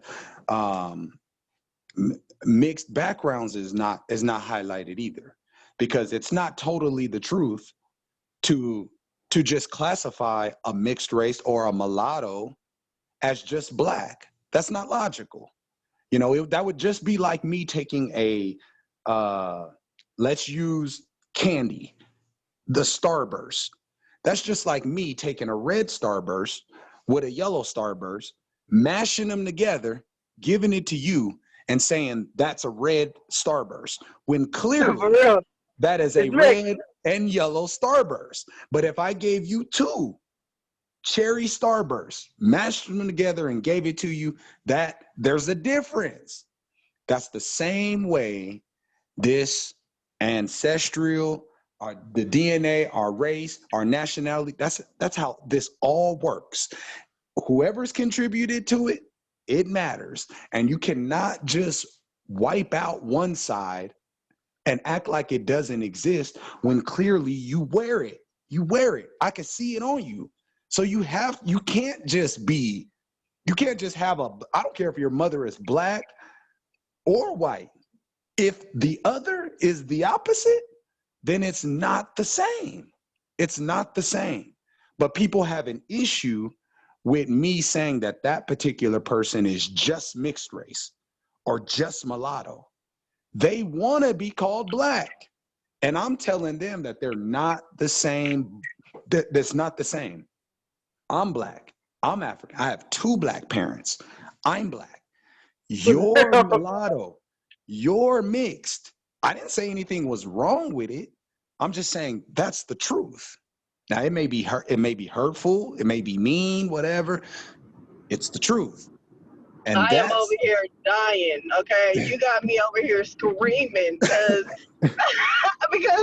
this is too real. It's like, okay, I understand verbatim what you said, right? Right. However, we got our black people that are mixed is not gonna hear this. They are not gonna be trying to hear what you're trying to say about that Starburst issue. They like, okay, so the one drop rule is what everybody is living off of, and that's another self-determination when we have our nation. Some people might be able to classify themselves as a mixed race of their own, and they can call it what they want to call it. But a lot of people identify as black. Oh, let's do this picture. So that's gonna be a Jacoda, you put yourself on mute again. I need to go on mute. Y'all crazy. I'm over here rolling. I know, right? This done went all the way. But okay, so no, I told you, bro. I have a topic for this one. When I first told you, hey Joseph, when I first told you, I've been playing this topic.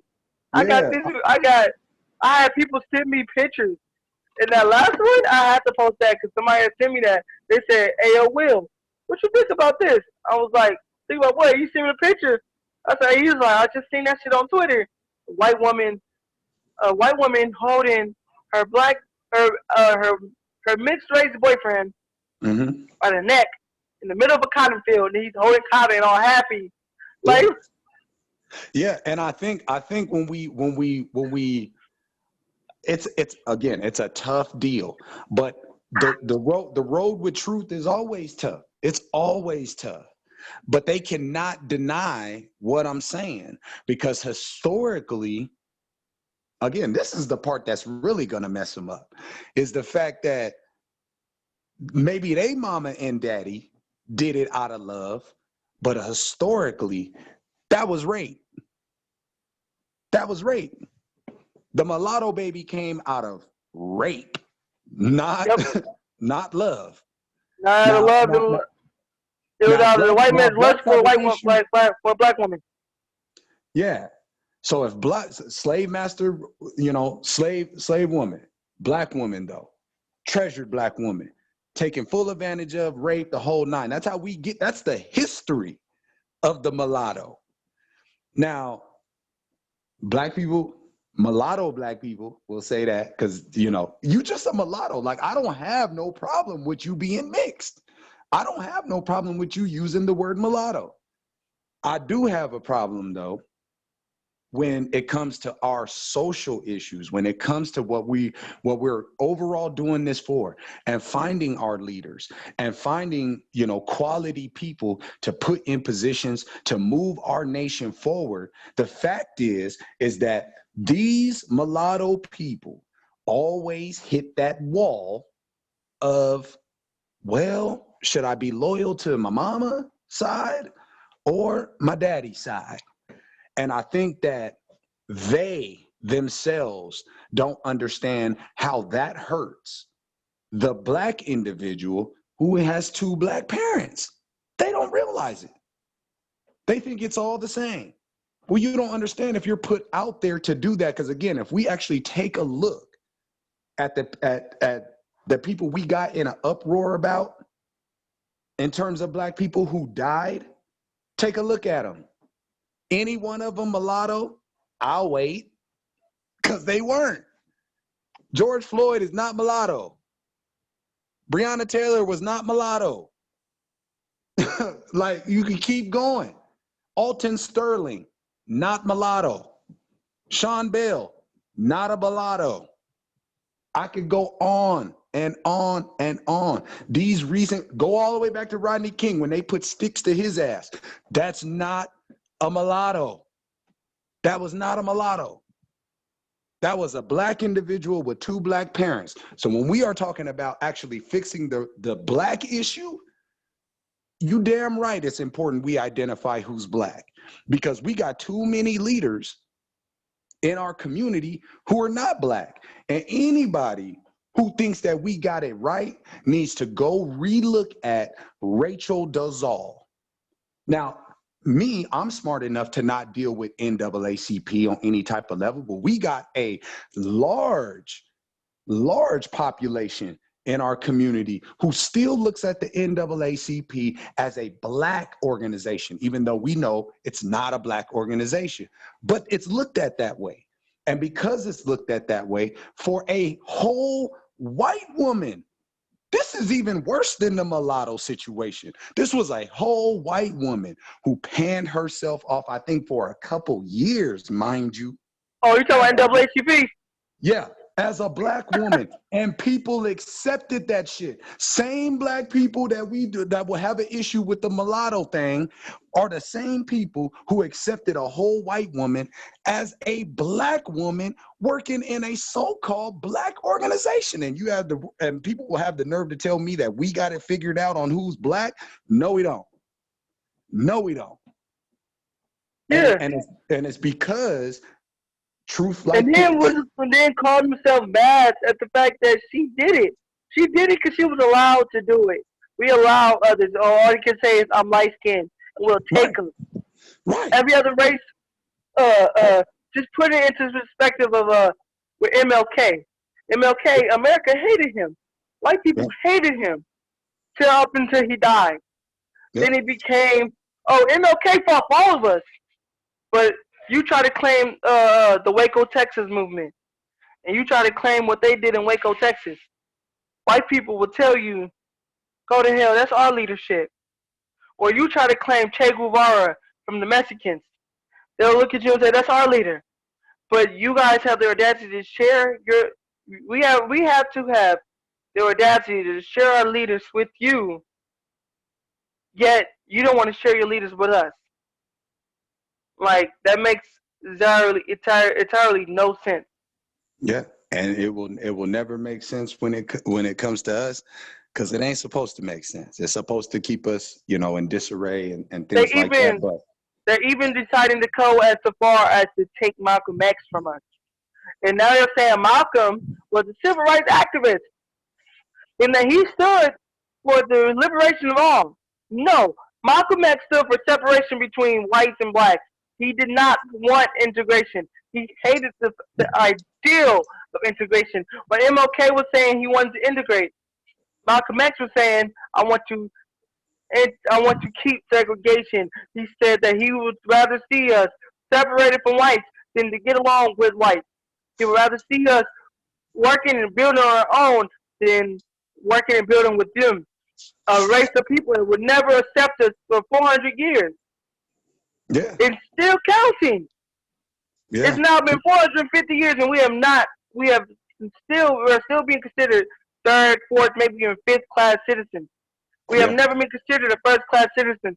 The fact that you can have a Mexican man come all the way out here from Mexico, and he can start a Mexican burrito spot or a taqueria stand or a roast truck. But for a black man or a black woman who's been here, his or her family is built in this very exact country, built their homes and established their families, can still not start a business that's thriving. Can't do anything that they can in order to equate their kids with a future. Yeah, yeah, But the totally. Mexican man can, the Asian man can. All these races can come out here, go to a bank, and start their own shit, but we can't. Yeah, yeah. And I think that point should be made with the kind of caveat to let black people know, yes, a big portion of that is that we have not been unified. But the bigger issue is that from the beginning of that 400 plus years, because again, that just speaks to us on this land. That doesn't speak to our story around the world.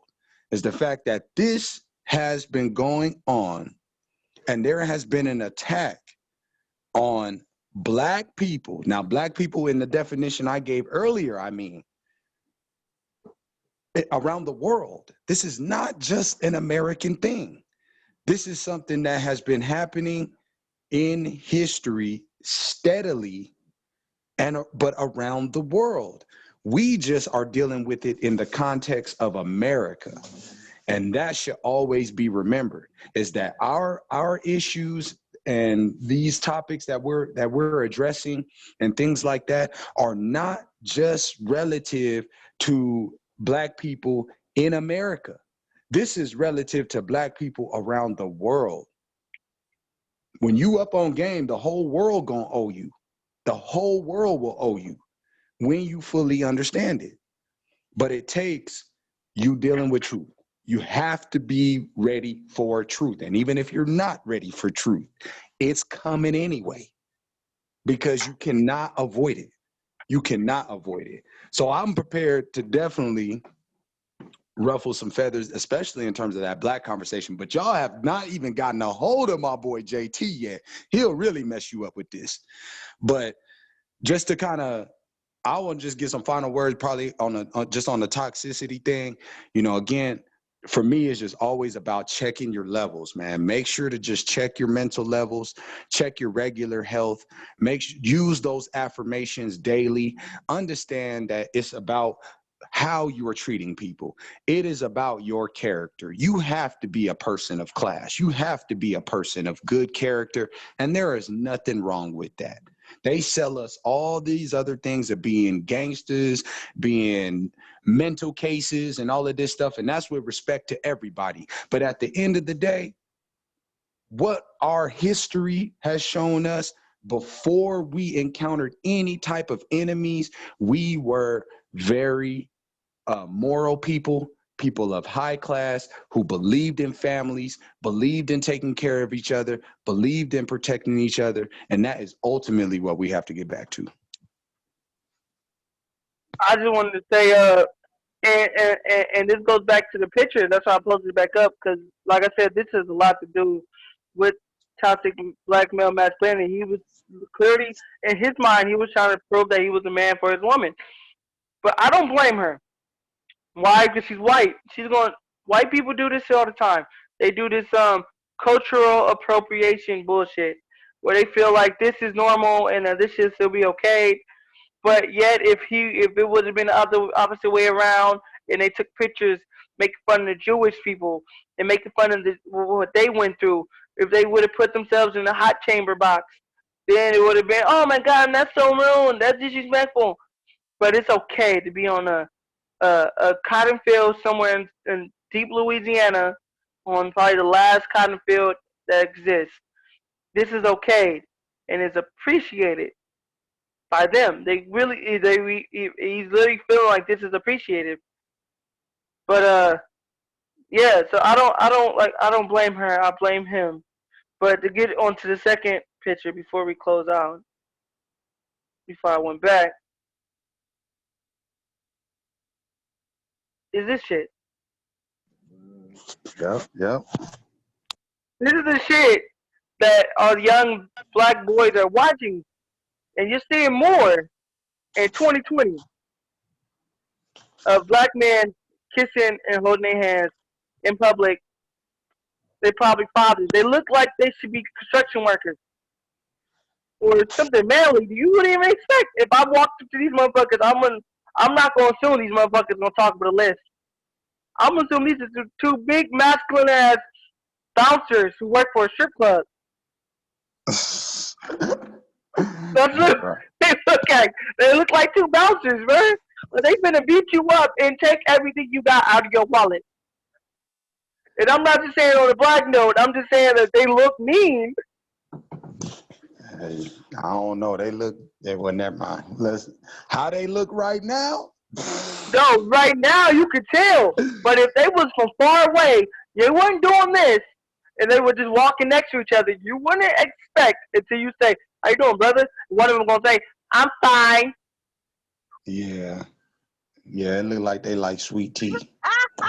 Yeah, but from far away they look like two burly black men who play for the Raiders.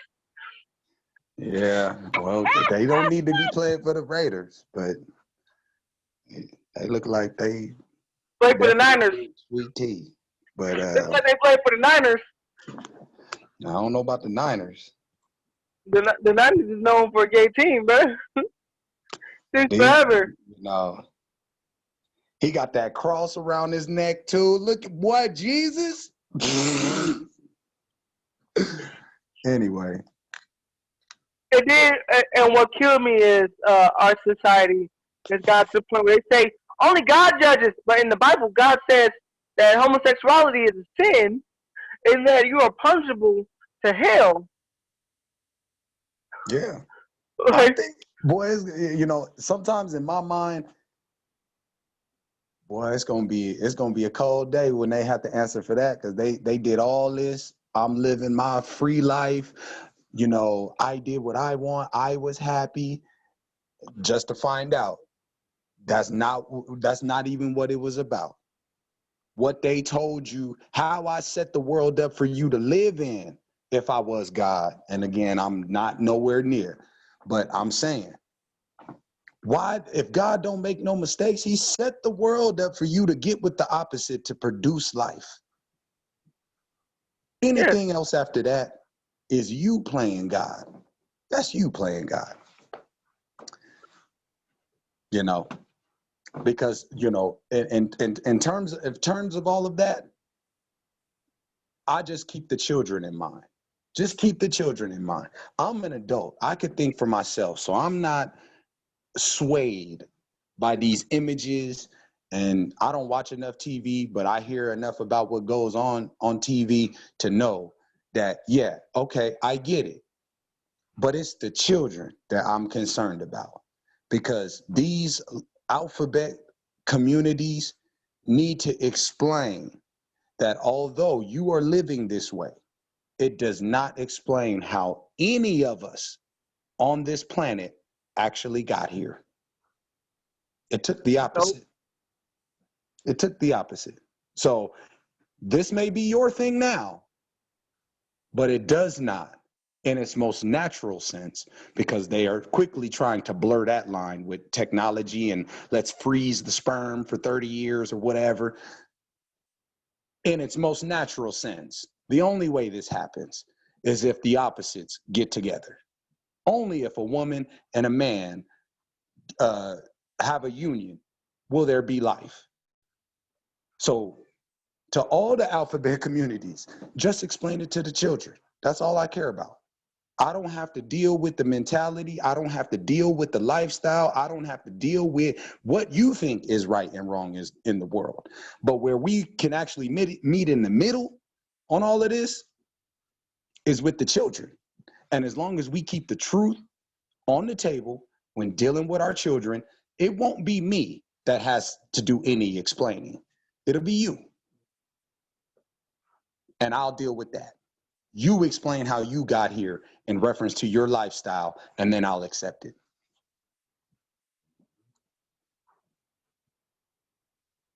That's heavy. Hey, this is another version of why a lot of our young black men is becoming a little bit weaker. Is having two mommies in the household. Yeah. Lesbian couples. There's a lot of the reasons why. Because the stud in her mind wants to be a man. She's assuming that she can treat the little black boy as a little boy. But it's not the same. A woman can't raise a man. So Yeah. while she's yelling and screaming at him and telling him such and such, such and such, he's looking over the neck, which condones the little gay black boy, Yeah. or why he's so angry all the time and mad at the world. This is the stem of it. And his mom is looking at it like, oh, it's somebody in the household. It's somebody in the household for my son. No, it's not. It all goes back to it's black men in this world that she can turn to. It should not have to turn to this level. And it's because of the fact is she won't go look. A lot of our women don't go look for black men. So she's looking and she's walking into the same circle that she walked herself into. The same man she got pregnant by, she's now dating him again in the virtues of another man. Instead of going looking for the black man that has a job, he's hardworking, he does everything right and by the book. She goes back and look for the same hood nigga that dogged her out, and she begins to dress her son like the hood nigga that dogged her out, when she should have been looking for it, quote unquote, the nerd, the goody two shoes, the black man that got the 6-figure job in the whole nine. But instead, this has become another social norm in our community, which made our black boys soft as fuck. Because he's thinking that a woman can be a good replacement in replacing daddy. So our boys are growing up just like our girls with daddy issues. When he becomes to be afraid to make confrontation, a lot of young black boys is afraid to walk past other grown black men because he never seen a black man in his figure face. In his full-on face, he's never seen a strong black man. He's always seen his uncles, his uncles and his cousins, and they only on their hood shit. Mommy might have a thug every one or two, or he saw mommy's girlfriend who looks like a boy. This is are the main reason. And who runs our community? Our women run our community. The men don't run the community. Our women do, and it's not her fault. Again, it's our fault. We let go of the wheel and gave it to our woman. She said, "Fuck it, I'm gonna run with it." Yeah. And she's been running the community for centuries. Right. And that's where we kind of come to the conclusion that and a lot of women will probably disagree, but you know, that toxic masculinity came out of toxic femininity. And to what you were saying is directly to that point. You know, and this kind of goes back to an earlier slide that you had that was kind of breaking down the pictures of just our images and how we dressed in different eras. The correlation between the suits in the 60s and today, and that giving up our independence in favor of integration, that also came with these state programs that we now know today, you know, the food programs, the housing programs, all of these welfare programs all started back then too, when we were giving up our economic base. And what did that mean? That meant literally that the man was taken out of the home. The system and this nation, this government was essentially saying, we would take care of you, black woman. We will provide food for you, housing for you, everything that you need, the basic essentials to move along in life, as long as you show us that there is no man there. And back in the day, before all of our times, but during this time in the 60s and on into the 70s, when the caseworker would come to these single mothers' homes to investigate what's going on over there, they were in their house, walking around in the closet, looking for male shoes, looking for men clothes, looking for anything, any sign of a man, because that was contingent on you getting the benefits or not getting the benefits. Well, you fast forward that 30, 40 years or whatever, and now you're talking about normality. It's normal for the man to not be in the home. Women, to an extent, based on what happened in the 60s, were conditioned to say, hey, I don't even need him. Why do I need him? I can get this stuff from the state. I can take care of the children on my own. It may be hard, but I don't necessarily need them. And this is not every woman. But again, when you give somebody something, just like you know, if I were to just give a child a marker and just told them to use it, they might write everywhere. But if I gave it to them with a book, they might actually know where to color. So in the same respect, that type of new type of just freedom, that new type of independence women got with our separation from the man in connection with us giving up our economic independence, and these programs replacing it to take care of the woman, or essentially act as the husband or the man of the house in that situation, with them to take care of the home, just produced a bunch of women who now, when you add job opportunity to it, when you add even a greater independent financial stability to it, there's even less of a need of a man. You know what I mean? And I used to tell certain women who could handle the conversation that it's not that men are actually intimidated by the fact that a woman is independent and has her own. I think that it's more of, it's distasteful, the type of woman some of these women become because they can take care of themselves. And I think that that's a big difference. It's never not that you know, you're a woman, so to some degree you're going to be wanted, but it's distasteful to be around a woman who every 5 minutes needs to tell you she doesn't need a man. Like, you don't believe in speaking into existence? You don't have one, even though you're paid, even though you got money. You don't have one necessarily because you can kind of speak it out of your life. If you're always letting us know you don't need us, you don't want us, there's no real use for us, you can do whatever you think we're gonna do on your own, then you should never question why there are no good men. They're not around. You're not even looking for them. They're not in your world. You've kind of spoke them out of your world to a certain degree. So I think that it still all circles back to us really analyzing society and just understanding that this is the war that is on us. You know, that type of integration chess move to kind of weed us out and then still have us at the bottom kind of thing, that's all a part of it. It's all a part of the war.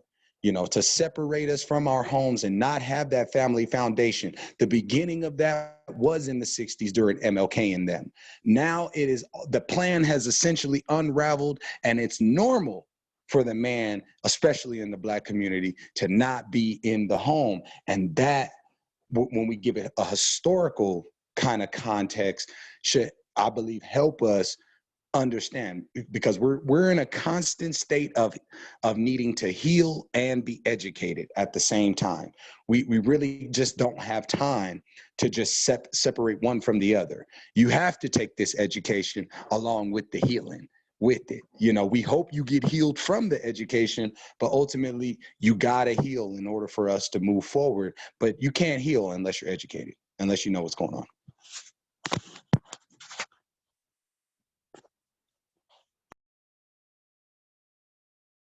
Yep. You guys are on point, you know, and I do see that type of energy. It's more so the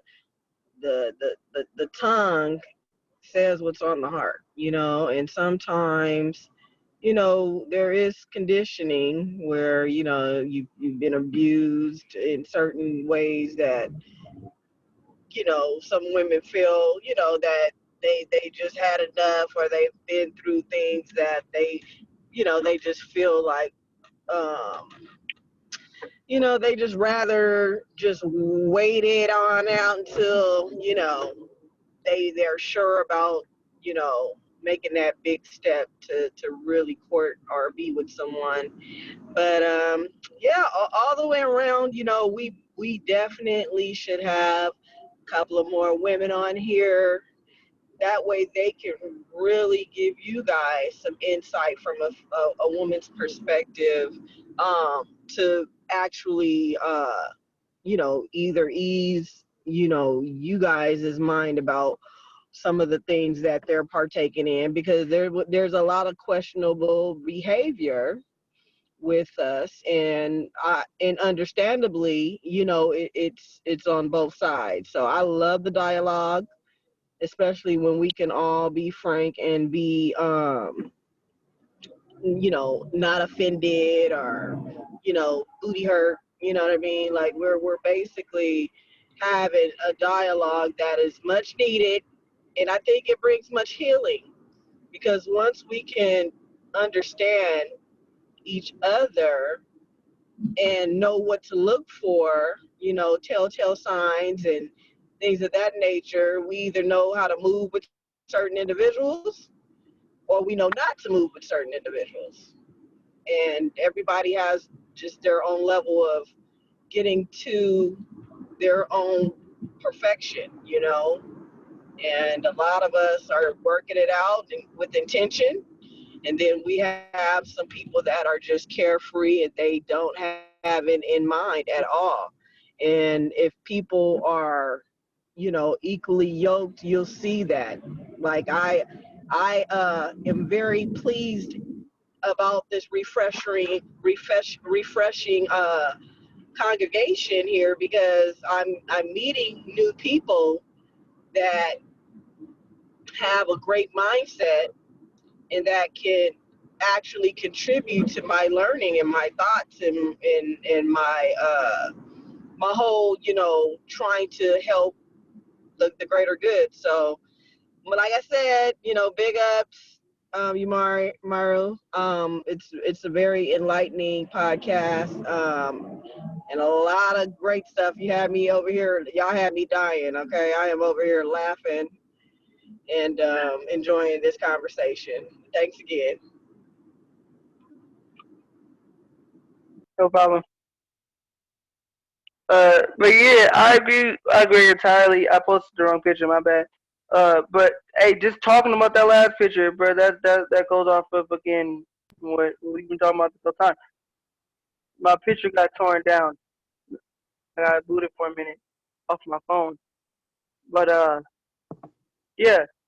I'll just I'm still piggybacking onto this, because on the retrospect, a lot of our women are placed in the predicament of dating outside, dating their own same sex, and it really has no, it really leans no value, just like the gay couple, the gay male couple. It leans no value. Why? Why are you doing it? And you get the same idiotic excuse, is that it's no good man. First of all, a lot of black women need to know that she's always had a good man right behind her. But she's been so afraid to approach, let him approach, that she pushed him away. He's always been right there the whole time. You've had that one friend that is willing to go to hell and high water, pick your kids up from school. He's done shit like give you your rent money when you really needed it. He's worked right up under you. And a lot of our women ignore him. He's even moved you out of your apartment when you got evicted. He let you crash on his couch when you needed it and didn't even ask for sex. And he's been best friend from the get, while she gives her panties to the nigga that don't deserve it. Yeah. So on that note, our women are literally asking to be abused when she don't need to. She's had her answer at this whole time, right in front of her, literally right up on her nose. She can smell it. It comes right to her, right on the nose, and she ignored that nose. And she would try to escape him, like, why is he up under me? And then go on Facebook and go complain, I'm looking for a girlfriend because these niggas are no good. Nah, you are going with no good niggas. No one told you to go get a no good nigga. Go get you a black man. Oh, isn't the same thing? No, it's not. That's the same as the gay black man saying all black women are the same. No, it's not. Yeah. It's not. I think that may be a better there might be a better dialogue with that, you know, maybe with a panel of some other women, because I think the question should be asked if women, Black women especially, know what a good man is. Do they know how to find one? I mean, if to what you're saying, I mean, you could say, because again, the question is more of what to look for, because again, the same toxic man could be in the hood nigga or the regular guy. So what qualities, you know, maybe a question for women is what qualities go into, in their opinion, go into a good man to help, you know, just kind of gain some understanding on what do you value? You know what I mean? Because Also, that has a lot to do with it too. You know what I mean? Once we kind of know what a certain kind of woman values, then, you know, hey, that's where it is. So sometimes a lot of who they end up with, that person speaks to the values that they treasure. and You you can know? also blame the Me Too, those Me Too white women. The Yeah. white women are part of Me Too, the Me Too movement. They have a lot to play about of it. Yeah. Because of For the sure. fact is, with the whole dress code, just like men, black men, we dress a certain way now. We're going into leaning into this. I gotta look like a nigga phase. Our women used to dress with modesty. I grew up, like I told you when I first met you, Joseph. I grew up Muslim. I grew up watching black women every day, the Nation of Islam, no matter love or hate in the black community.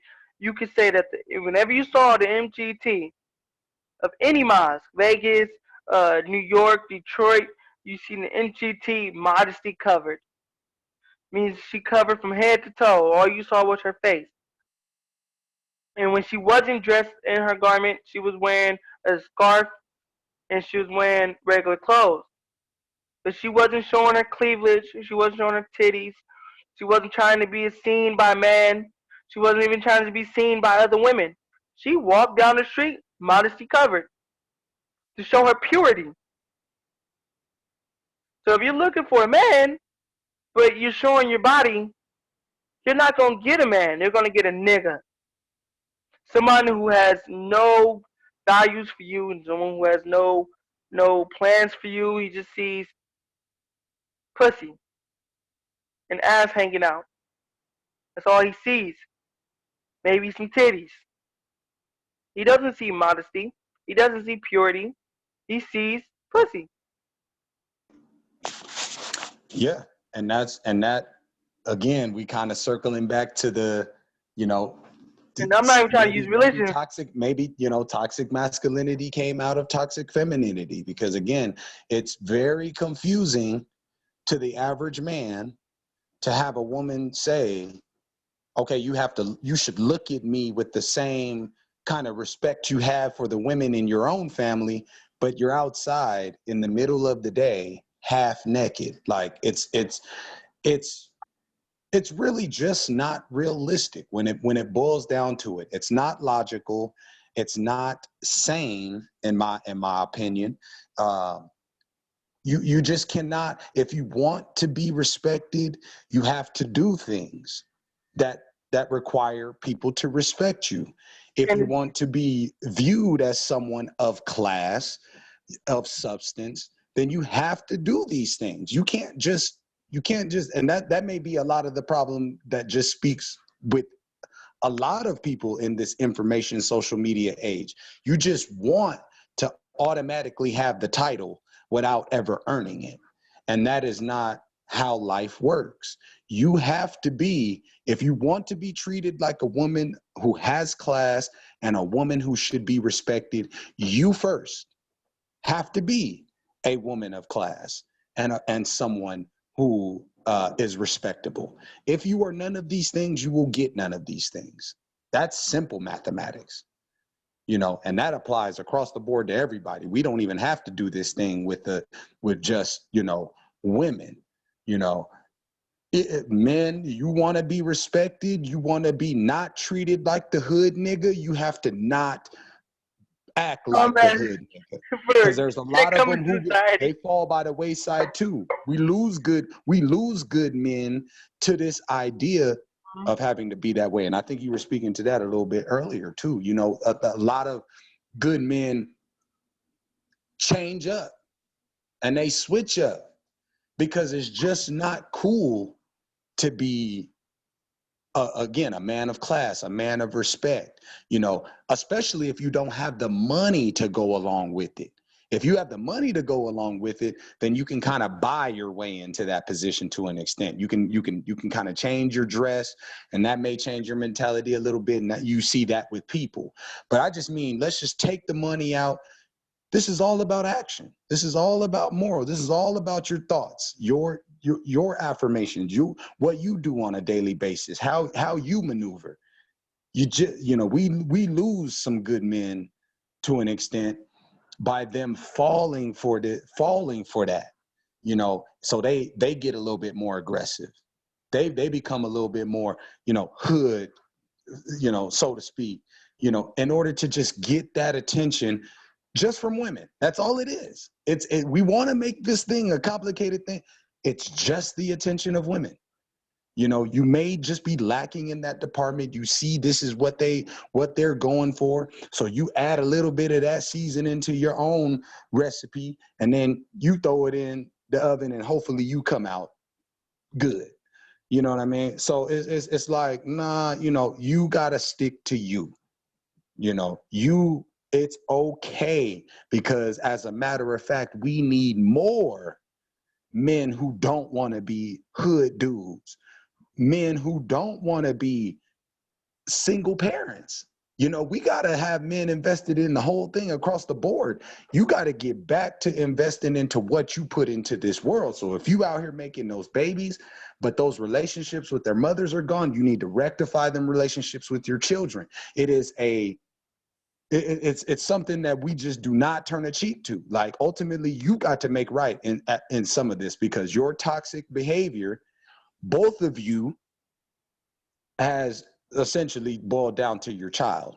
And if your child is not at the front of your mind in the middle of this, then I don't know what you're doing, because that's the future of our nation, man. So our actions need to be looked at as if, you know, at all times, like as if our children, you know, I don't even have any children right now. But the thing is that I still operate as if someone who's coming after me is watching, is paying attention. You know, I do have younger people that are around me that I do talk to, and they converse with me and want gems and things like that. Okay, great, not a problem. But I can't just be talking to you. I gotta be somebody myself. So the words never resonate unless I'm living the way that I'm supposed to be living too. And that's something that, you know, through the social media and the internet, a lot of people can cover up. Like I was saying, you want the title, but you don't want to do the work to become that. And that's never a good equation at all. So what I would say to women and men across the board, you know, this toxic thing, we see what it is.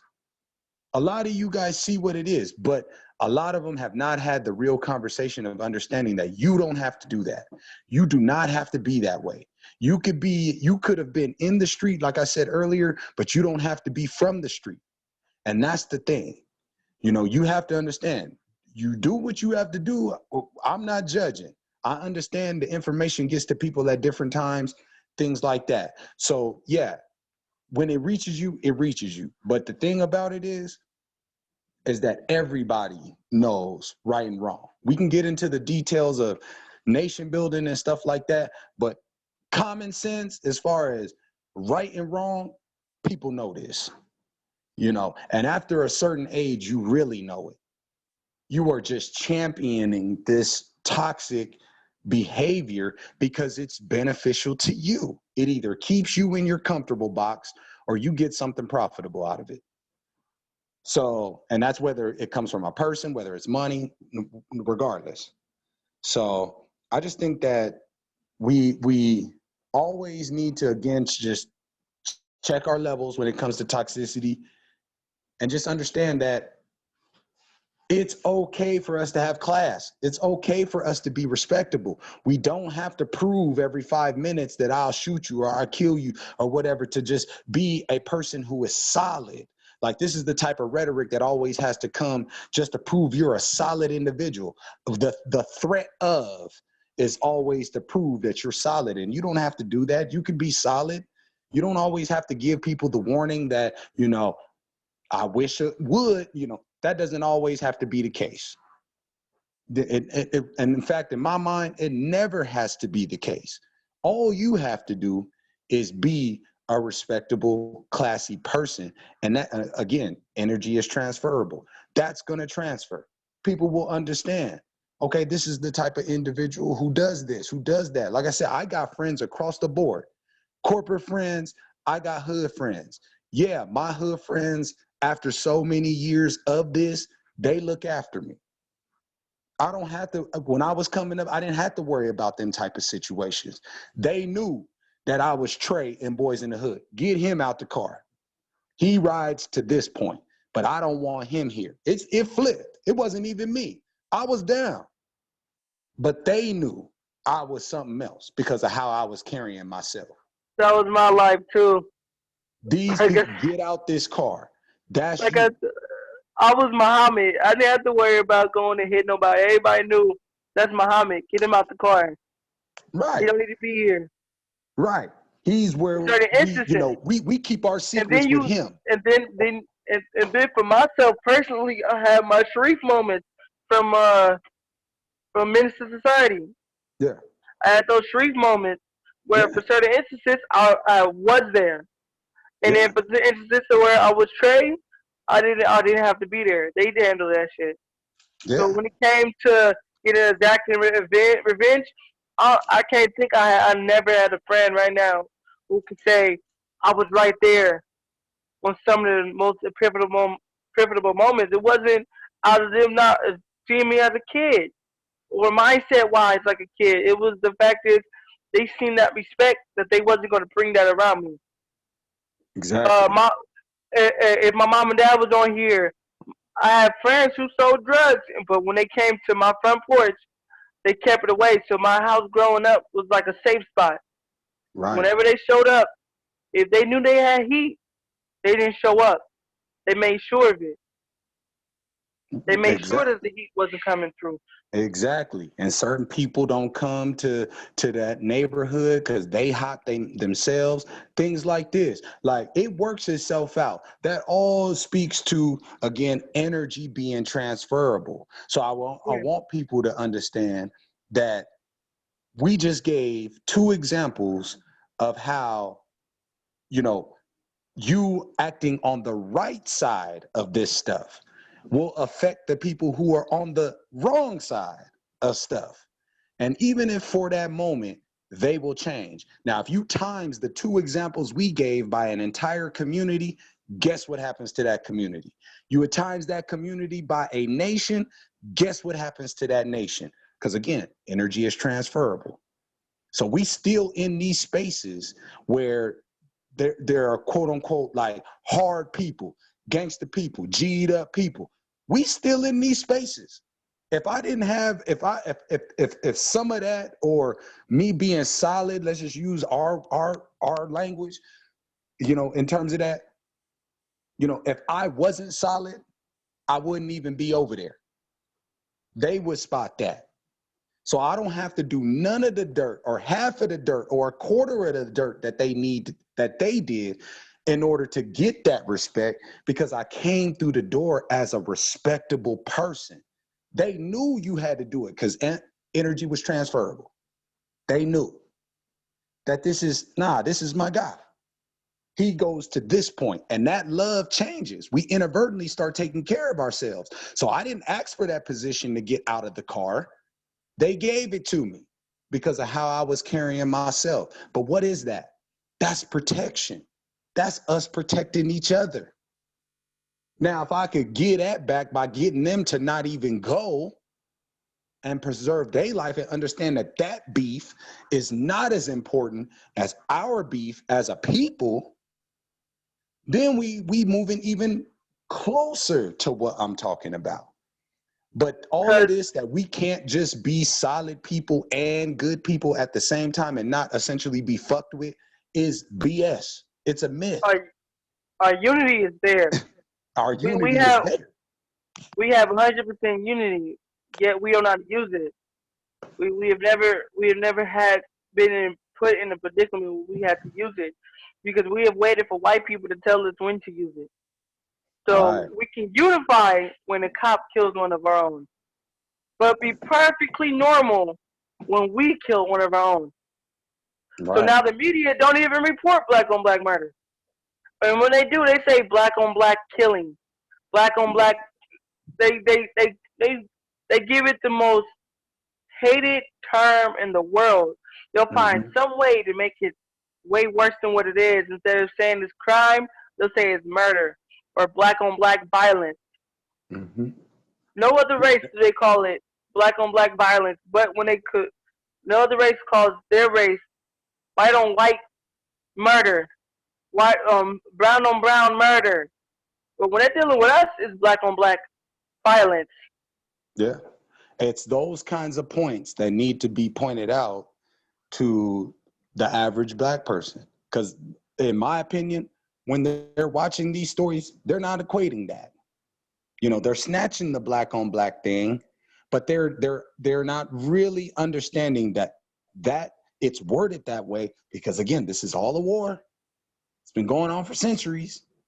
You were born into it. This is not something you can avoid. Just like Brother Kwame said earlier, doing nothing is doing something too. Yep. So doing nothing is taking the easy way out. We didn't ask doing nothing. I feel like doing nothing and equivalating yourself with an enemy that's been your enemy for 400 years, that's committing suicide. Because as you are pretending and trying to make friendship with them, that right there is you committing suicide. That's you right there signing yourself up for a death wish. You have nothing to do. You can't do nothing in the middle of that heat of war. White people they're more put together than we are. White people are more unified than we are. If a white man died right now, his whole community teams up. His whole community is at the picket lines. This man could have raped 7 kids and killed a grandma, and his community is right there. If another white man kills him, or if a black man kills him, they're not going to pick and choose on who to go to war with. The police kill a white man, they're going to war with the police. If a black man kills a white man, they're going to war with the black community. If a white man kills a white man, they're going to war with their own. They've been going into wars for centuries. But if a black man kills a black man, we won't go to war. If a white man kills a black man, we won't go to war. But if a cop kills a white man, kills a black man, we go to war. And we'll go to war with an enemy who don't love us. It's called the BLM movement. We'll go to war and stand side by side, neck to neck. And we don't go to war. For real, for real. Standing on the picket line protesting with some gay white boy and some college white kids destroying shit, it's not a war. That's you lining yourself up to be murdered and them on the line helping them murder you. Literally. Yeah. If you get shot at, no white boy gonna team up with you. They're not gonna team up with your fam. Yeah, but Tyrone down the street, the man that you hate, I bet you Tyrone be ready to go to war. Yeah. I was telling people because we out here, of course, when people started protesting downtown and going out in all of these other cities, you know, it made its way here. And Vegas kind of hung on to protesting, in my opinion, a lot longer than other cities did. But one thing that I messed up a couple groups in was I posted that picture of the white girl who had burned down the Wendy's, the black-owned Wendy's. Oh yeah, I heard about that. That was all over Black Twitter. Yeah, and what was crazy about that was that the black people who responded to that in these groups were surprised that it was somebody white. Now, majority of these people, just to give it context, a majority of these people were here in Vegas. Vegas is if you don't know, is a melting pot for everybody, right? This is Kansas City. This is an all around the world city. So I know people from across the water to across the state. That's just how it is. Vegas welcomes everybody. You don't find a strong, independent Black community like you might per se in Atlanta here. So it was. Oh, that's gay capital. Atlanta's gay capital. It is. And it was even, just as a side note, Yeah. it was even more annoying that T.I. was here in Vegas as a mediator for some community event we were having here to talk about how we can, get our community together and what to do at the, and I made a big fuss about it just because, number one, people were trying to charge me to go into the event and I live here. I was not going for that.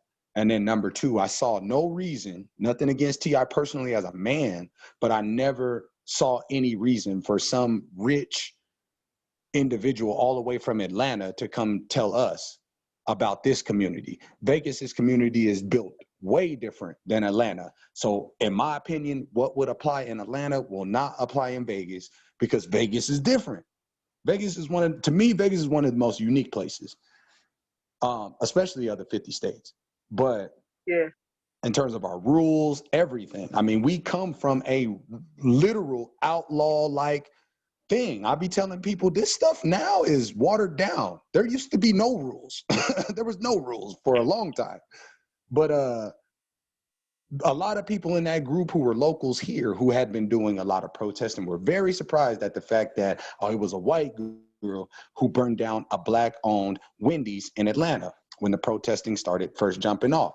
I made light of the fact during that conversation that how will you, as an individual, be able to decipher the difference between who's your enemy and who's not your enemy when you guys are protesting right next to the same individual who, just like her, would have burned down that Black-owned business? How do you decipher it? You can't. Those white people got out there to just act an ass. They were not out there to support you. They're in control. They don't even have the same type of mentality. I went downtown and I told people I left from downtown because it was unsafe, not because of Black people, because of white people.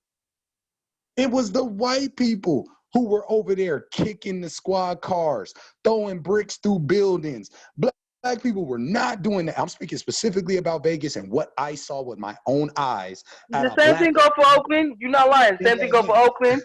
The same thing go for LA. It's not Black people. It's white people. Yeah, right. We make up now in 2020. We're making up half Antifa now. Like I just showed proof in that last group. We're beginning to make up half Antifa, but it's still not us. It's white people. Yeah. It's always have been white people. They mask their face up and they go destroy shit. And I noticed the white people that are doing it, they're attacking Black-owned businesses. They're not attacking Target and shit. They're not attacking Walmart. They're attacking Black-owned businesses. Those same white people that we are running towards and flocking towards to go protest with are the same ones. 9 out of 10 are the Karens. They're called 911. There's a whole app that just came out called the Citizen app. And what I noticed is on this app, you have a shitload of situations that call. And you can call 911 right now and go on the app. Sure enough, police dispatch is posting it online. And what was said in my neighborhood was it was a Black woman running around with a knife threatening to stab people. I get to my block, it is not there. So these same white women that are calling 911 and doing all whatnot and carrying it on are the same ones that are really planning your demise. So they go to the little protest. They go support your protest, support the movement, buy the shirt, buy the headbands, the whole nine. and leave from that same protest, that same picket line, and will go about her way to call 911 if she's seen 5 black boys on the train in your near city, and she will call 911 on those 5 black boys because she feels unsafe and she can't sit on the train in peace and text her friends, or she can't hear herself think because these 5 black boys are talking loudly. And once she did her sin and called 911, she goes back to the next protest and fakes the funk. She starts another black-owned business and do the same shit going home and calls on another 5 black kids. Yo, Joseph, you're on mute. No, I hear you. Oh, but yeah, it goes that is another form of our toxicity, and that goes to both man and woman at that point. Yeah, for sure. The fact that we create our own toxic energy and we don't even know it. Yep. Because we've normalized ignorance. It's a show. I'm born and raised in Oakland, so it's a movie called All Day and the Night. It's a movie based in Oakland, and although I don't really like the characters and how they acted, because I feel like they depict East Oakland dude, nigga, or man, whichever, because they show both sides. I respected the storyline. The storyline showed the father. He was a known OG. He was a thug. The dad decided that he felt in his mind that if he beated on his son, that he would get tough. The son ended up going into the same lifestyle that the dad lived because he was mad. And then one of the scenes, he's talking to his mom in jail. He says, "Mom, I don't hate you. I hate the fact that you never left him. You kept him around me even when you knew he was wrong." That's what made him hate his mom, because she seen it. I feel like in her mind she felt like she couldn't do it alone. But before I had kids, I was playing stepdad, and it was dudes like me that kept our women from being single moms, having to be in lesbian predicaments, having to be with another race. Another race can't also a white man can't raise a black boy on how to be a black man. A Mexican man can't raise a black boy on how to be a black man. That's only a black man's job. But if the black man is not there physically and fully and 100%, if the black man is not showing his sons what it looks like to love his mom, or what it looks like to go to work and provide, or what it looks like to come home and repair common everyday shit around the house, then he can't be a man. I refuse to accept this man as a man, and he could have a nice job. If he feels like him working is all he has to do, he is not one of us. He's just like the hood nigga. Your typical black father is the Bill Cosby. If you remember on the TV show Bill Cosby, he showed himself as a strong black father. That's what we need to get back to. Early 80s type shit. When the black dad, Bill Cosby, was stereotypical as fuck. When he put on the sweater and he was talking about Jello pudding, stereotypical as fuck. But Bill Cosby played that role with most vigorous strife. Like, he made sure he showed himself as a strong black father. One that was present around his daughters, was able to make jokes with his daughters and still be a father. One that made jokes with his son and was still able to rear his son into the positive light. And I think at the end of the episode, Lil Theo got married. His daughters got married. He even had a granddaughter and a step-granddaughter. So this is the shit that they took away from us. And they began to give us shows like The Parkers. Well, in the Parkers showed their single moms in light, but they gave us shows like The Parker, where he tried to take the fathers out, and they gave us single moms. But then they gave us the strong single mom. To now, They give us the weak single moms in TV shows. They show our single moms in the worst light. She's going to the club. She can't keep a man. She's loud. She's angry. These are all the toxic relations that are given on women, which is passing on to our boys and telling our boys to not be with a black woman. This is what you'll get. They're not showing our black women, like in the Parkers, going to college and getting along with your daughter. They're not trying to. They're trying to show our moms, our single moms, our women, in the light of going to the club 24/7. She can't keep no man because she's black. She can't find nobody. She's going to either marry a white man or marry a Mexican man because there's no black man. Yeah. This is the storyline they give us. Tyler Perry made a movie, Meet the Browns. He did the same thing. She was an angry, bitter black woman. Technically, again, what the media wants our women to look like. She marries. She has a baby by a hood nigga. That's what we're gonna call him. Her first nigga. He was a nigga. That's what he was. Until she met Rick Fox. And although he had her past, he turned himself around. They don't want to show that in movies. They don't want to show that in the media because they know when they control the media, they control our kids. When they control our kids, they control our adults. Yeah.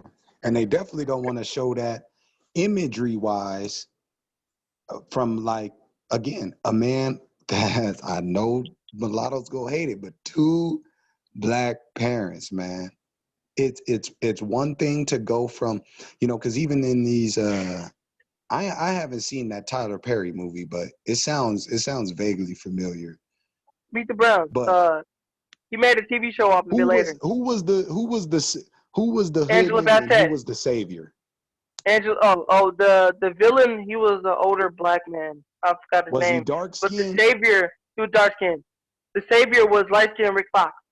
Exactly. So if they don't, now notice the media does that too.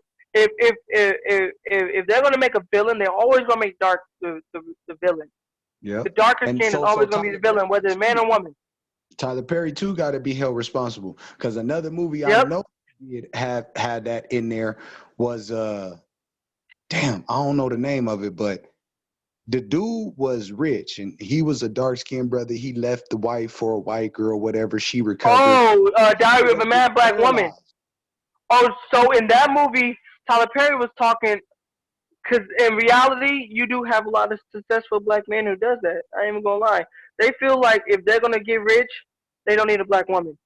Even though she was the reason his company, his law firm, was outstanding. She made sure it was on their toes. Mm-hmm. He didn't want her. He wanted a white woman. So after they got divorced and she met Shamar Moore. But I think in terms of having that type of platform, and then Tyler Perry, in my opinion, being smart, again, this is where, again, we have to hold the celebrities accountable. You made a movie that essentially kind of, that really got over because it made black men look like, successful black men, like they were nothing.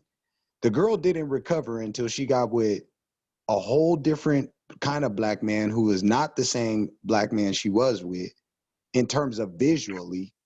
He was not light skin, dark skin is dummy, light skin is recessive. Like there's no images of us just being good. You ever heard of that? What? The quote, dark skin is dummy, light skin is recessive. I've heard like something like that clinically from like Dr. Francis Welsing. Is that what you mean, or are you talking about a movie? No. I'm talking about Willie Lynch. He said that dark skin is dummy, light skin is recessive. He said that in his speech that he made in Virginia to all the other slave masters. Oh yeah, I know about Willie Lynch, but no, I've never read that. I've never read it. I probably should, but I think it's gonna probably make me mad.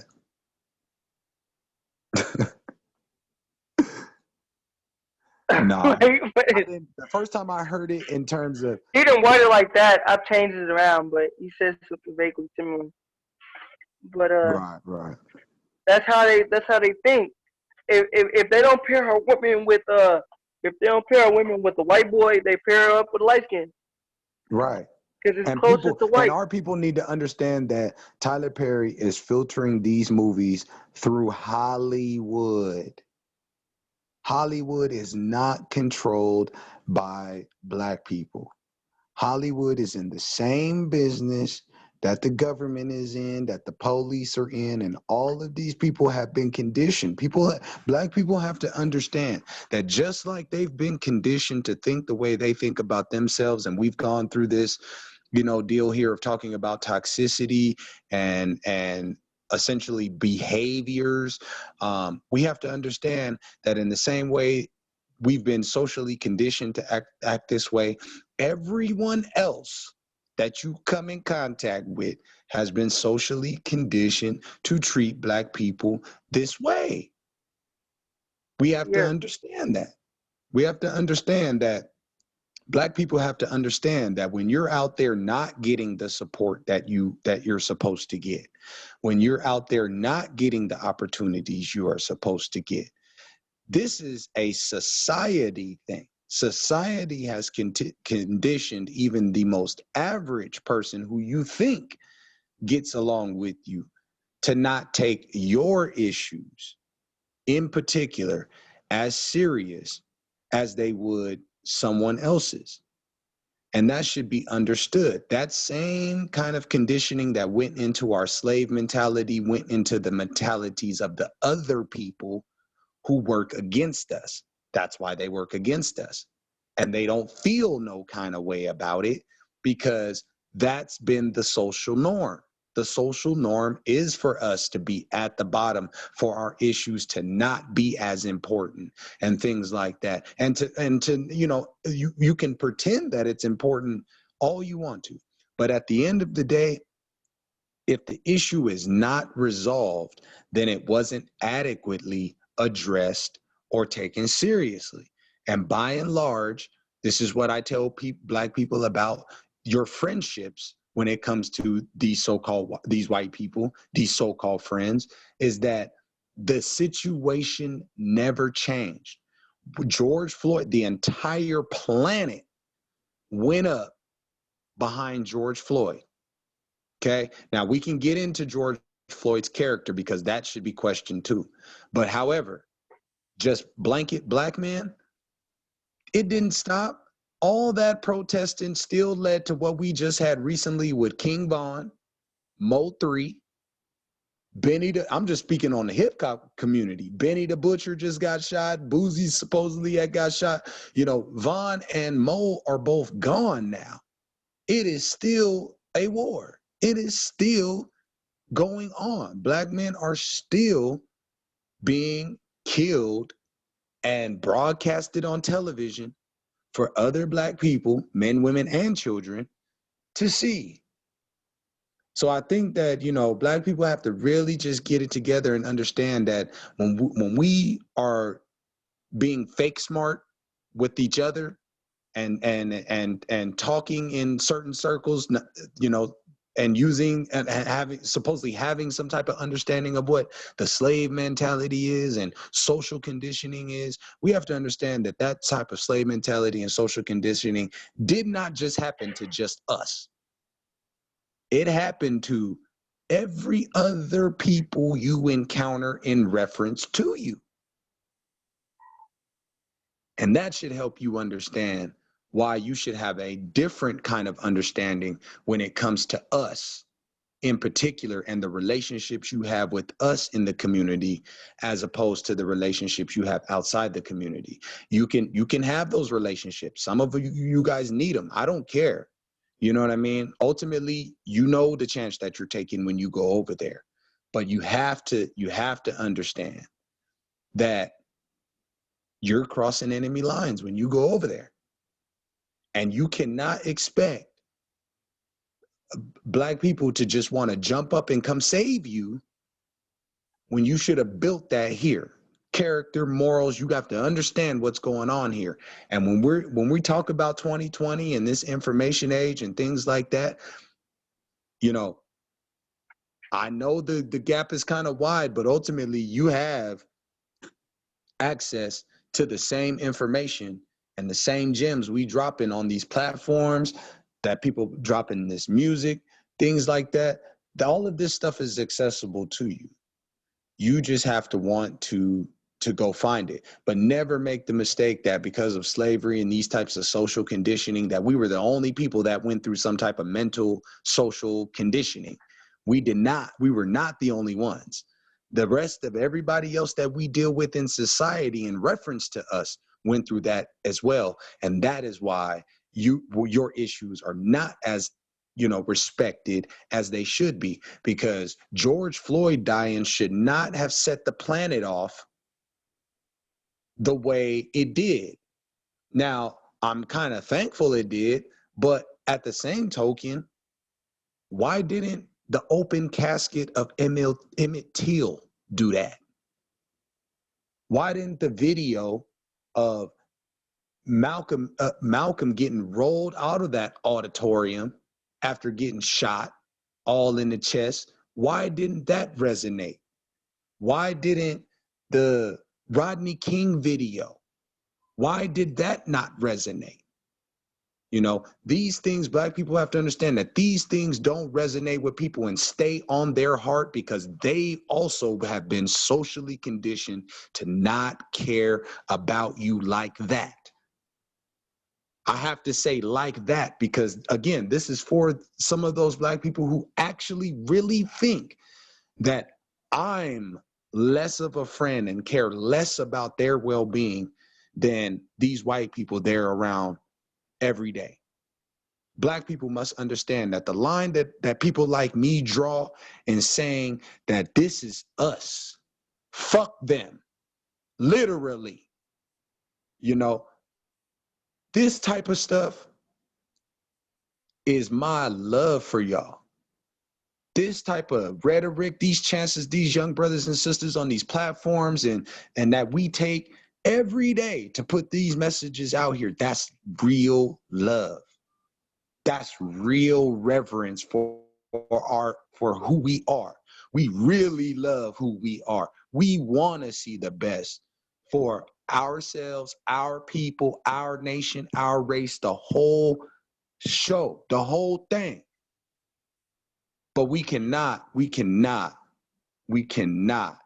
have you look at us as the enemy, because that mirror goes right back up. It goes right back up because we put you first. You didn't put us first. You putting all of them first, and then you come here saying, where's the unity? The unity is in the fact that you won't come stand with us. Stand with us. That's what it is. You have to draw that line. And if you don't draw that line, this is where you have that confusion. And I just want to say that, you know what I mean? Because I'm looking at this picture, and I'm seeing that, even in this adoption world, we got our children being raised by these people, acting as saviors out of poverty after contributing to the poverty. How ironic is that? You come take everything and then come act as the savior. That's bullshit. I was reading the article.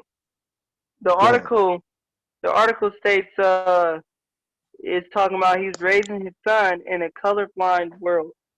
Exactly. So when he gets older and that police officer who doesn't look in a colorblind world, and he walks down the street with his hoodie on and he's slapping the latest rapper that came out, I don't know, he's pretty young. So he say he's slapping Young ABC. And this is top rapper, bro. And he's singing the lyrics, and he has a white woman who doesn't like him or his skin color calls 911 and says he's threatening her, and she feels unsafe. And the police come rolling through, pulls a gun out on his young son, who views a colorblind world. Then he's gonna say, "I want justice." You can't, because you didn't teach this boy how to be a black man. Or when he gets into a relationship with a white woman, they make a baby. Yet the white woman does not want nothing to do with you or your skin color, and she raises his kid to say that if black is ugly, and if they're biracial, then you can go back to Daddy who said you live in a colorblind world. Or he goes to school and he tells his teacher, "Teacher, I want to be a lawyer," and the teacher looks at him like, "You're gonna be a nigga forever." That goes back to Dad, because Dad does have no pure connection with his son. He has no pure black connection, so you can't even teach his son how to be an African. You can't even teach his son how to be a black man in America. But he's teaching his son a colorblind, a blatantly free, colorblind world. And only he will have to blame when tides meet the eye. I'm just saying. Yeah, I totally hear you, man. I'm down to 3% here. I'm about to get back to the kids. We had a good talk here, man. So, you know, I don't know. Whenever you follow up on this topic again, I don't know how you're gonna chop this video up. We were kind of all over the place. Do your thing, but you know, nah, we was on topic. Whenever you kind of do part 2 on the toxicity part, and we kind of got like a panel with some other women in there, because I definitely would like to invite JT. JT's out there too. I don't know if you were still in Oakland, but JT's out in Oakland. He came to Vegas. I'm not in Oakland. I'm in Stockton now. Oh, okay. But I think I'm gonna bring in a couple of my neighbors too. Okay. Now I'm gonna forward his page to you, man. And he's a good brother. He put me up on a lot of game. And he recently did a 2 black parent challenge and stuff, and it really ruffled some feathers, man. So I'm gonna suggest everything that he's doing to you, man. And yeah, let's do it again, man. A little bit more organized. We'll stay on point, but it'll get better for sure. Oh no, trust, but we was on topic, bro. Yeah. We was on topic the whole time. That's why I didn't stop anything. The 2 black parent thing got through left. I didn't catch her name, but yeah. Oh no, she was feeling it. But yeah, for sure, man. She's from SoCal, so if she would rough with her, she would have said something a long time ago. Oh yeah. Yeah, she did. My wife is from SoCal. So we'll all like figure out how to, you know, I'll maybe try to figure out something to get out there, man, because I actually been kind of wanting to take a few days out of Vegas, so maybe I'll figure out something, try to link. Yeah, I said that multiple times. Her demeanor is like my wife's demeanor. So if you would have ruffled her shirt, just like my wife, she would have went bad right on the spot. They don't stay quiet. They from Southern California. But yeah, we gotta get this shit into a part 2. But I say like it really don't need to be edited, because we were technically on topic. You gotta think about the topic at hand. We was talking about toxic male masculinity, black male masculinity, and technically we were talking about the celebrities, all the things that was affecting it. So we wasn't really off topic. Yeah, I mean, like I said, I ain't mean it it's like just that. It's a very big topic to discuss. Right. So you're gonna venture out the bubble a couple times. That's how big of a topic it is, because it's not just one finger is pointed. You can say 1 minute is the fact that they have LGBTs in our schools teaching our kids. Then you have the lesbianism in the home. Then you have single black mothers. Then you have the lack of no fathers in the home. Then you have, back in the day, the Welfare Act. Like, it's a whole bunch of pieces put together that you kind of can't even run from, even if you wanted to. So, like, that's why I say it was the topics addressed was the topics needed to be addressed. But yeah, I'm gonna let you get off because you say you got 3. Yeah. No, this was all good, man. You know, like I said, my schedule is just kind of all over the place right now, but I'll try to catch it when I can. Part 2, though, whenever I don't know if you're gonna switch topics, you know, do your thing. But you know, part 2, no, definitely let me know. I'm probably gonna do part 2 for this one. That's episode 3. I'm gonna do a part 2 to this because we do need to touch on this one again, but with more women. Yeah, and I'll bring somebody. I'll try to get JT to come on to this too, man, so he could explain maybe the toxic behavior a little bit. I'm a woman too who could actually do that too a little bit more too. So we'll figure it out, man. But yeah, it was good talking, man. We got about a good 2-3 hours in, man. For real. The last one we had an hour. Yeah, so it's a good topic, man. I'm gonna All check right. out this. I'm gonna charge my phone and then check out this this party. Okay.